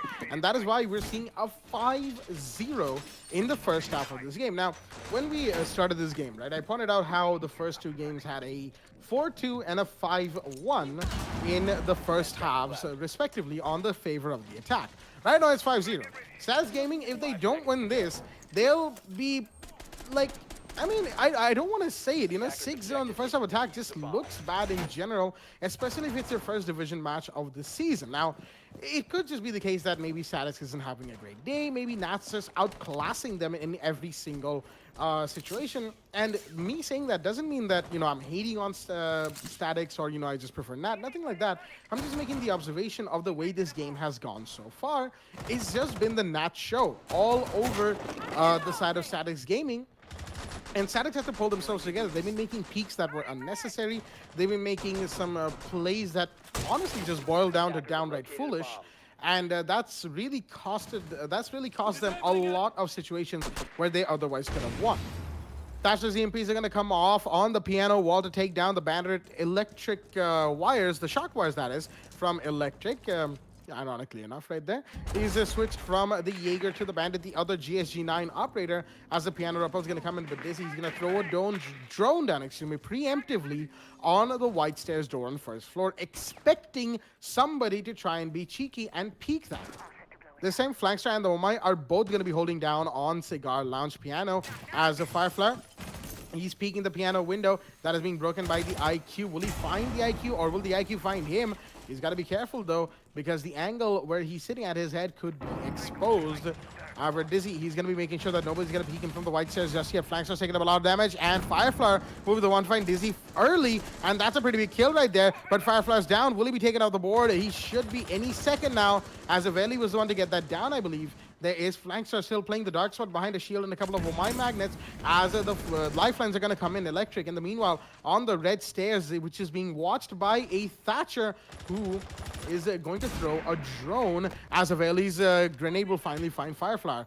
The drone being taken out, of course, means that there is a bandit who's given away his position down there. That's Electric, who's rotating on the first floor right now. In the meanwhile, it's a 4 versus 4. Nat definitely don't look as strong this round because Staticz has so far managed to hold them off. But will they be able to hold them off for long? A good angle being held by the Legion. Wasn't able to confirm the kill. Will the Hibana find him instead? Not quite. Alibi is playing with him, mind you. Flankstar and Joker very close together as the bathroom's being blown wide open. This is going to go down. In the meanwhile, good peek right there from the Legion to take that kill. And now less than 30 seconds remain. They've got to pick up the diffuser. They've got to make this fight happen. As right now, Nat is being pushed against the wall. They need to get these refrags. And there goes Phantom. That's 1. 3 versus 3 is secured. And there goes another. That is the alibi of the board. Will the Legion go down? Haveli's trying to make this peek happen. And he will still get it. But they need to get the diffuser down. Where is it? Electric has found one. 9 seconds remain. He's found another. Will the planter get the diffuser in time? Yes, he will. He's going for it. Will the intel come out in time, or will Electric manage to rotate in? I don't think so. He's coming in. He's close. Dexter, he manages to rotate back just in time inside of Cold Room, but the marks are in. Electric knows exactly where the Thatcher's playing. Thatcher knows that Electric has to come through the rotate. Who will find who first? The Thatcher goes down. The clutch is in from the Bandit, ladies and gentlemen, and that is the first round that the side of Staticz Gaming will be able to put on board for themselves. Holding off the side of the attack, the Bandit getting 2 very important kills before he had to rotate, forcing the Thatcher to plant and quickly find cover, which unfortunately did not lend the advantage to the side of the attack. Nat finally lose a round. Staticz Gaming finally put a round on board for themselves, and that was third floor bar on round 6, as it is now round 7 roll swap. 5-1 for Nat on the first half of the game. A very, very good first half for that matter. Not flawless, you know, they could have been done a little better in the last round, but well done to Staticz to get their first round on board. Now, they need to keep this momentum going. They need to make sure that they have everything in place, that they know what they're doing on the attack, while Nat on the defense will be looking to learn and adapt to the way that the side of Staticz make this attack happen. 5-1 at the scoreline. Round 7 is in play. All right, I've got to say this. Electric on the Bandit definitely working out for them. That was a nice round. Finally, in fact, proving me wrong, as I almost said the fact that Nat will, if they happen to win that one round, they might as well get themselves a flawless first half of the match. But Staticz was there to say no, they're just not agreeing with it. They want a fight back. They want to make sure that they get the things right. There's still time, and I mean, today has been, in fact, a very different turn of events. We did see teams initially putting down attack rounds back to back. Maybe that might be the case for Staticz to, you know, find themselves a little bit of a breathing moment, get themselves a breather first, you know, build a momentum slowly. You don't want to take in too much at once because obviously the morale of the teammates, you know, looking at a 5-1, exactly the best thing to be in. But the climb is also a huge one, and in fact a long one as well. But let's see if that is what Nat has got for themselves. Staticz Gaming has got for themselves, excuse me. Nat is the ones who just got to get 2 more rounds, and that'll be the first victory for themselves through the qualifiers into the division, and the first victory, and very well done in fact as well. But will those 2 more rounds come in or not? It's otherwise more pressure on the shoulders of Staticz Gaming. They've got to make this build happen. They've not only got to build momentum, they've got to make sure they keep that alive. Stopping Nat right now is the correct chance, not allowing Nat to go to match point, you know, trying to make the best out of the situation.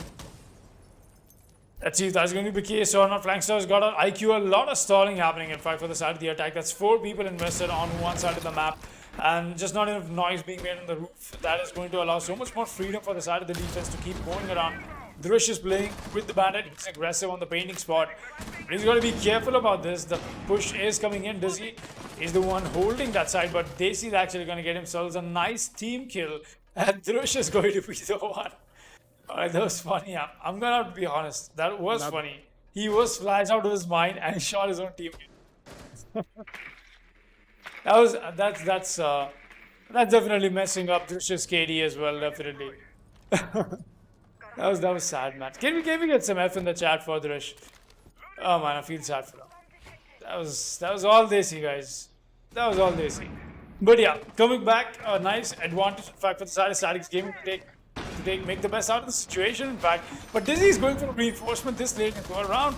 Was that a 200 IQ maneuver? Not really, because Flankster is found another. Texter is going to take the fall, and that are quickly falling apart.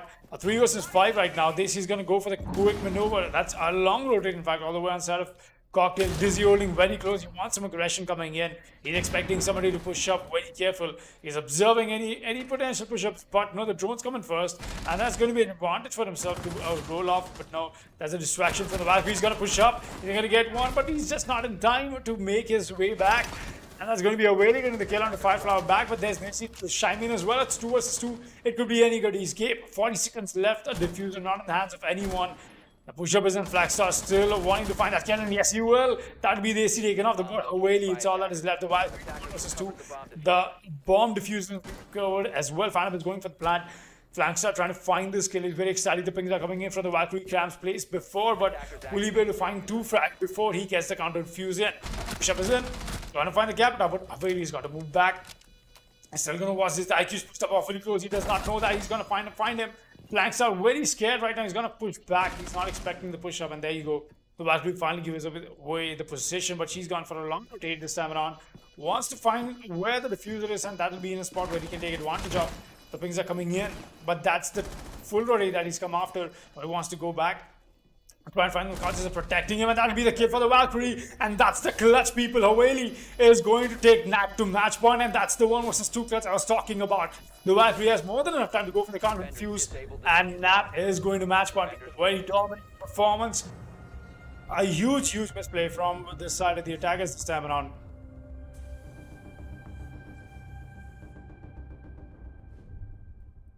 Well then, what a big clutch coming out from the Valkyrie. Right there. Very well done for the side of Nat. As ladies and gentlemen, what a game we are having right now. Seeing as Nat are on match point 6-1 against Staticz Gaming. Definitely, excuse me, not the Staticz that we got to saw in the final qualifiers game. However, it's only their first game, and they can definitely make a better situation of their time in Division 3 in the upcoming games across the rest of this season. As right now, all that stands between the side of Nat and their first points on the board is one final round. This round could be it, or it could be the next round, or even the next. Who knows? Staticz Gaming, if they string together a comeback, could definitely make something big happen. Will they do that to close off day 1? I'm not sure. I do doubt it, seeing as a 6-1, it means a 5-round comeback would be an order from Staticz Gaming if they want to make this comeback happen. And, you know, that might not be the way the bell tolls for the side of Staticz Gaming.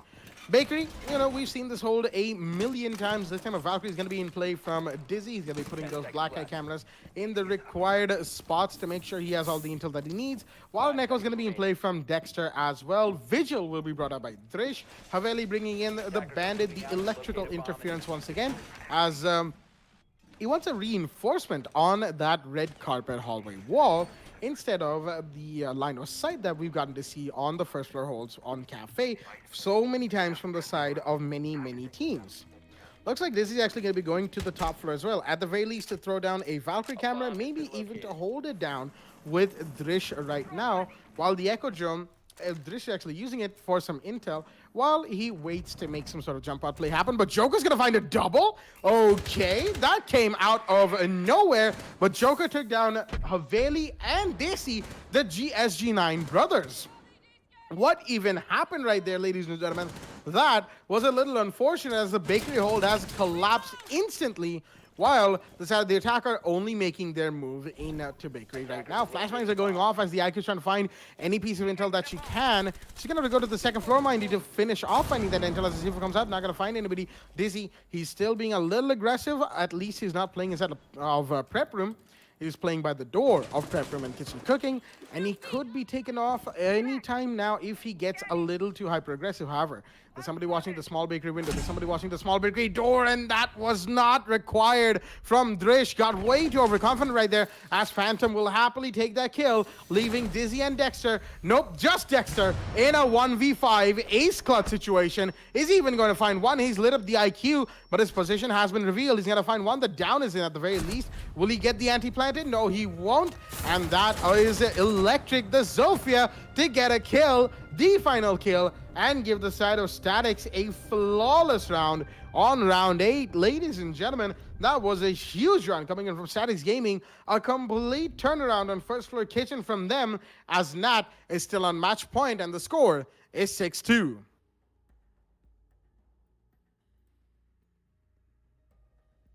All right, so that was that was an interesting round, wasn't it? The initial double kill from Joker, that came out of nowhere. They say in a valley, I'm not sure what they were trying to do in Big Bakery. We didn't have that on camera, but I guess they tried to swing wide, maybe got a little confident on that push and got taken off the board. The side of Nat has been playing pretty aggressive across all of their rounds today. On attack, on defense, they've been allowed to play aggressive from the side of Staticz, but maybe that last round is an indication of Staticz learning how to counter these these 5 players from Nat. Maybe they're looking at this thinking, okay, the way we've been playing so far hasn't been working out. We need to make these adaptations, and we need to make them quick. Has that worked out just for one round, or will that be the shifting tide that gives them the overtime push? Maybe, maybe not. We are, of course, yet to see that come out. This time there's a castle in from Dizzy, bringing in the FBI operator with, of course, those Kevlar barricades, those beautiful Kevlar barricades, to channelize and stop the push from the side of the attackers, deny them areas and make them push into areas where a defender is probably sitting on a choke point, holding it down to get the kill. That's pretty much Castle's biggest utility when it comes to competitive Rainbow Six, although there's other ways to use them as well, more creative ways, other than the ones that we've seen time and time again. Dizzy, the Castle himself, is going to be finishing off his resources by reinforcing the hatch above Cold Room. Excuse me, right there. The Wamai holding down Big Bakery. He knows that there's a push coming in, and that is, of course, the Ash and probably the Zofia and the IQ right there. Maybe even the Hibana, which would make that a 4-man push. So many drones which are going to be taken off the board by the side of both the Wamai and Haveli the Bandit, as more Wamai Magnets are going to go off to try and find these utilities from the side of the defense. There's probably an ADS around here to stop the utilities from coming in as well. There's an EMP grenade that's been thrown in by Thatcher to disable the Wamai's magnets, as more flashbangs and utilities are being thrown in. And oh my goodness, it's a utility dump here on Big Bakery. They're not selling any sort of confectionery today, ladies and gentlemen. They're selling flashbangs and lifelines.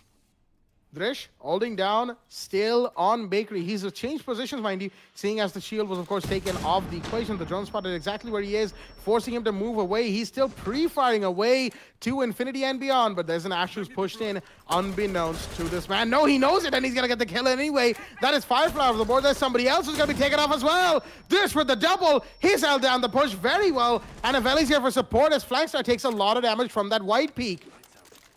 Staticz not looking too good right now. The Jaeger's going to chime in to take down the Thatcher as Daisy finds Phantom, leaving Joker and Flankstar, the last people remaining for the side of Staticz. Joker finds one. That's Dizzy off the board, but it's a 4 versus 2. Will these last 2 operators for the side of Staticz Gaming be able to find the 4 remaining defenders? Joker in a bad spot outside of Big Bakery, needs to move, needs to rethink his push, and Flankstar needs to join him in doing that, because leaving the Hibana alone in that situation would not be a good circumstance to be in.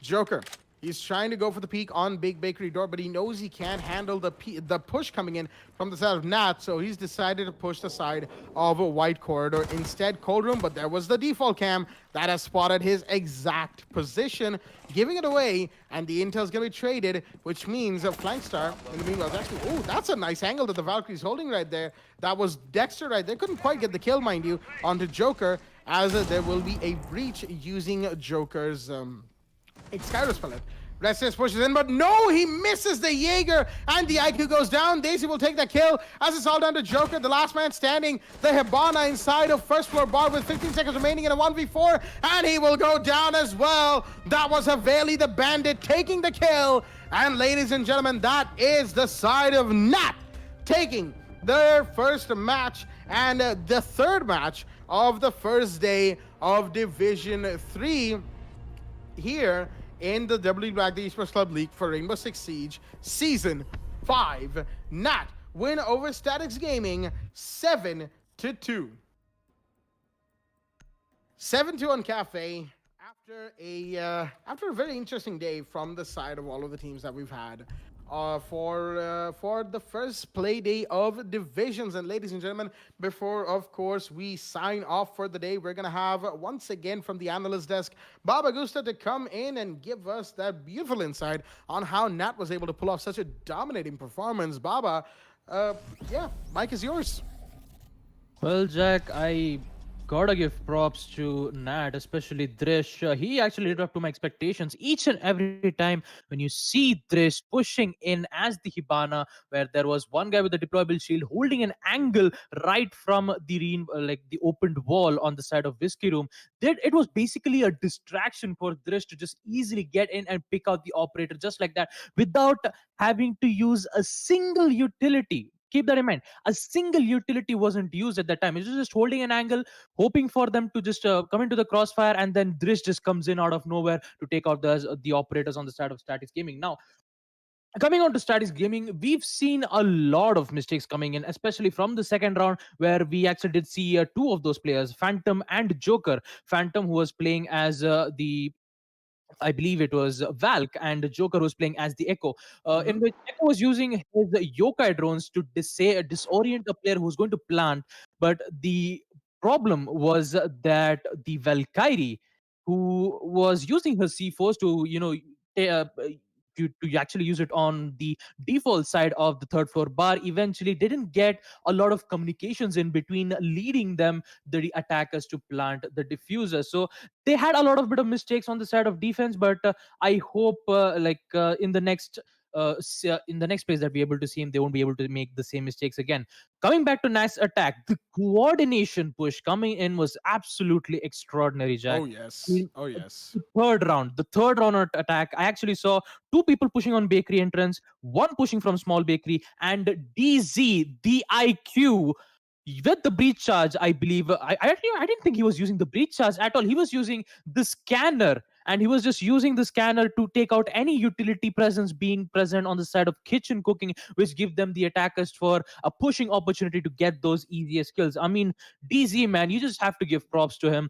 I believe on the fourth round, when it was the IQ on the side of Staticz Gaming, it was Phantom, I believe, who was playing as the Valk. She had the C4, and in the middle of the gunfight, IQ just decides to use the IQ scanner. That's quite ballsy of him, knowing for the fact that there is a C4 being present. He just used the IQ scanner and takes him out. That's how aware DZ is, and I mean, you get to see how attentive and how decisive these players are, and it's great to see them countering the strategies that Staticz Gaming has, and with that, Nat Gaming proceeding, and it's quite interesting to see that wonderful matchup. And I really have to give props to Haveli with that 3K clutch with the Valk, even though she had the diffuser being planned on the side of on the bar basement. She had she only had angles to take care of. She had no intels at all, and she just I just have one word for him: Clutch King, dude. He's basically the Clutch King for Team Nat, and that's all I have to say on the analyst desk. Jack, it's all yours. Thank you very much for that beautiful analysis of the final game that we had. And for all of our viewers at home, we're going to have a quick overview before we close off this stream for the day. On the first match that we had, it was L2K versus KL11 Esports on the map of Cafe. L2K took that 7-4 in their favor. The second match, also on Cafe, was Sync Ignite versus Sangfroid Esports. Sync Ignite completely throwing the side of Sangfroid Esports out the window, shall we say. 7-3 in their favor. But let's not forget Nad versus Staticz, also on Cafe, that we just saw. 7-2 in favor of Nat, and what a performance from them. Staticz, they got a couple rounds in. They did have a beautiful 1v3 clutch from one of the Bandit players back when they were defending in the first half of the game, but it just wasn't quite enough, and it was too little, too late for them to salvage the match. They lose, and Nat take it 7-2 on Cafe. With all that being said, thank everybody so much for watching. That's going to do it for the both of us, for all of us, in fact. Baba Gusta from the analyst desk, myself, Blackjack, and my co-host and admin Foxy, as we will see you tomorrow with day 2 of Division 3. Stay tuned and good night.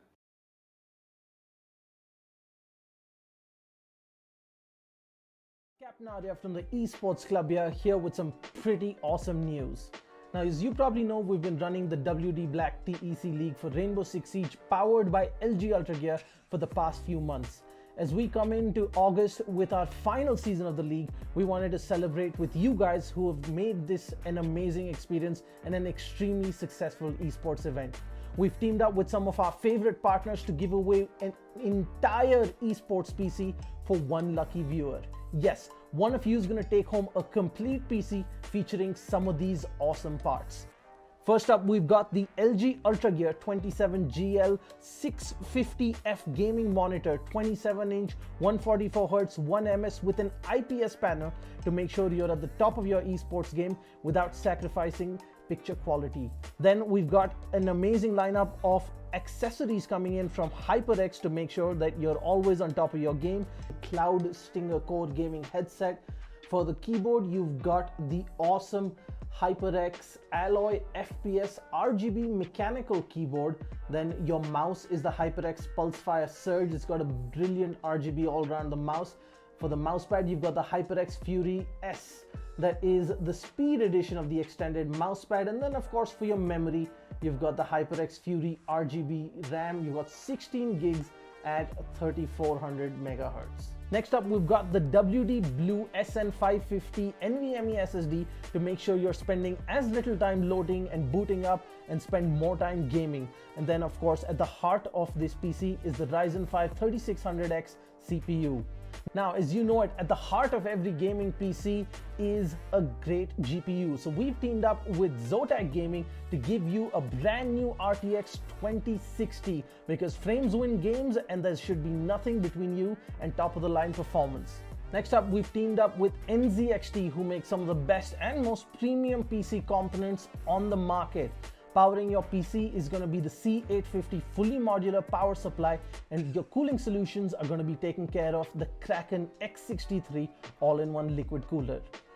Now, we wanted to make this PC something truly special, and while the NZXT H510 Elite is a great cabinet for anyone, it wasn't enough. We teamed up with NZXT to give the winner of this giveaway a brand new NZXT H510 Siege Edition cabinet. This is a limited edition licensed Rainbow Six Siege themed cabinet from NZXT. There are only 500 of these in the world and just a handful coming to India. The side panels of this cabinet are themed in the wall and door reinforcement designs from Rainbow Six Siege, and there is an illuminated 6 icon on the front panel along with a 6 icon charm and a puck in the signature breach charge design, which is only available with the H510 Siege. And one lucky winner on this giveaway is going to get a full esports PC sitting inside this beautiful cabinet.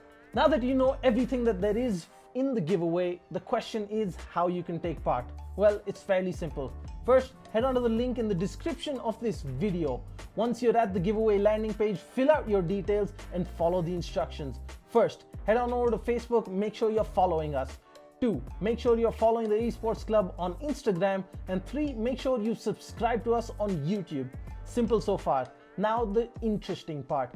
In a 1-minute video on Instagram, tell us why you deserve this epic new PC from the Esports Club and all our partners. Make sure you follow the instructions carefully, use the right hashtags, tag the right accounts, and you can be one step closer to winning this epic setup. Now that's it guys, just a little bit of work and you can be one step closer to getting yourself your dream PC. I'm Captain Arya and this is the Esports Club, and we hope to see you in our next tournament.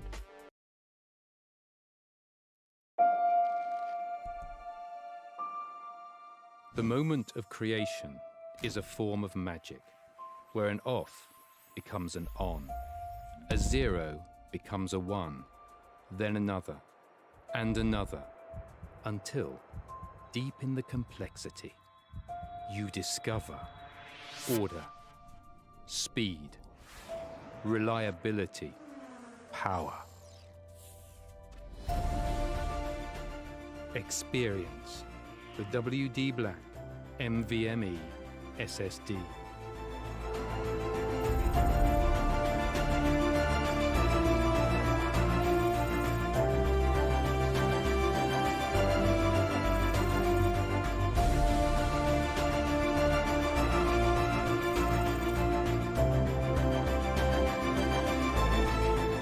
Fueled by darkness. Level up to NVMe SSD performance.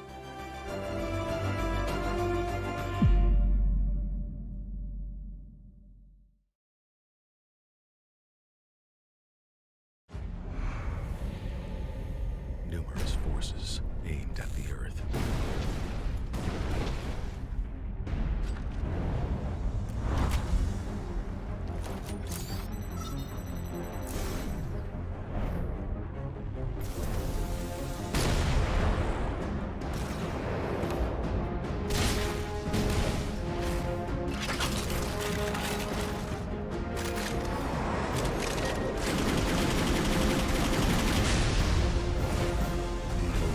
And injustice.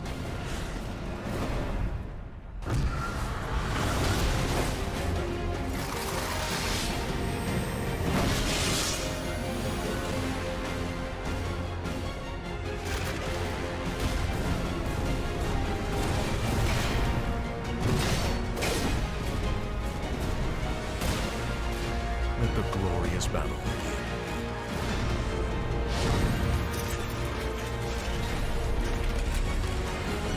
Geared up for victory. LG Ultragear Gaming Monitor.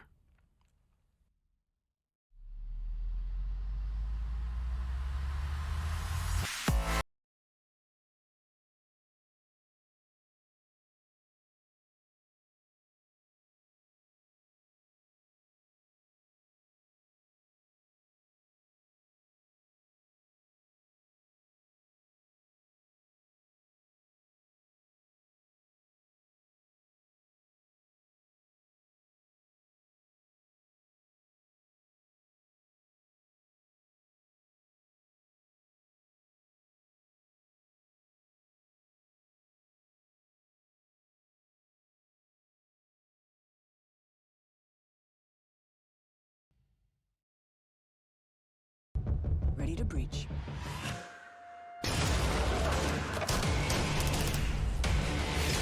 Go, go, go! Follow my lead! Flashback!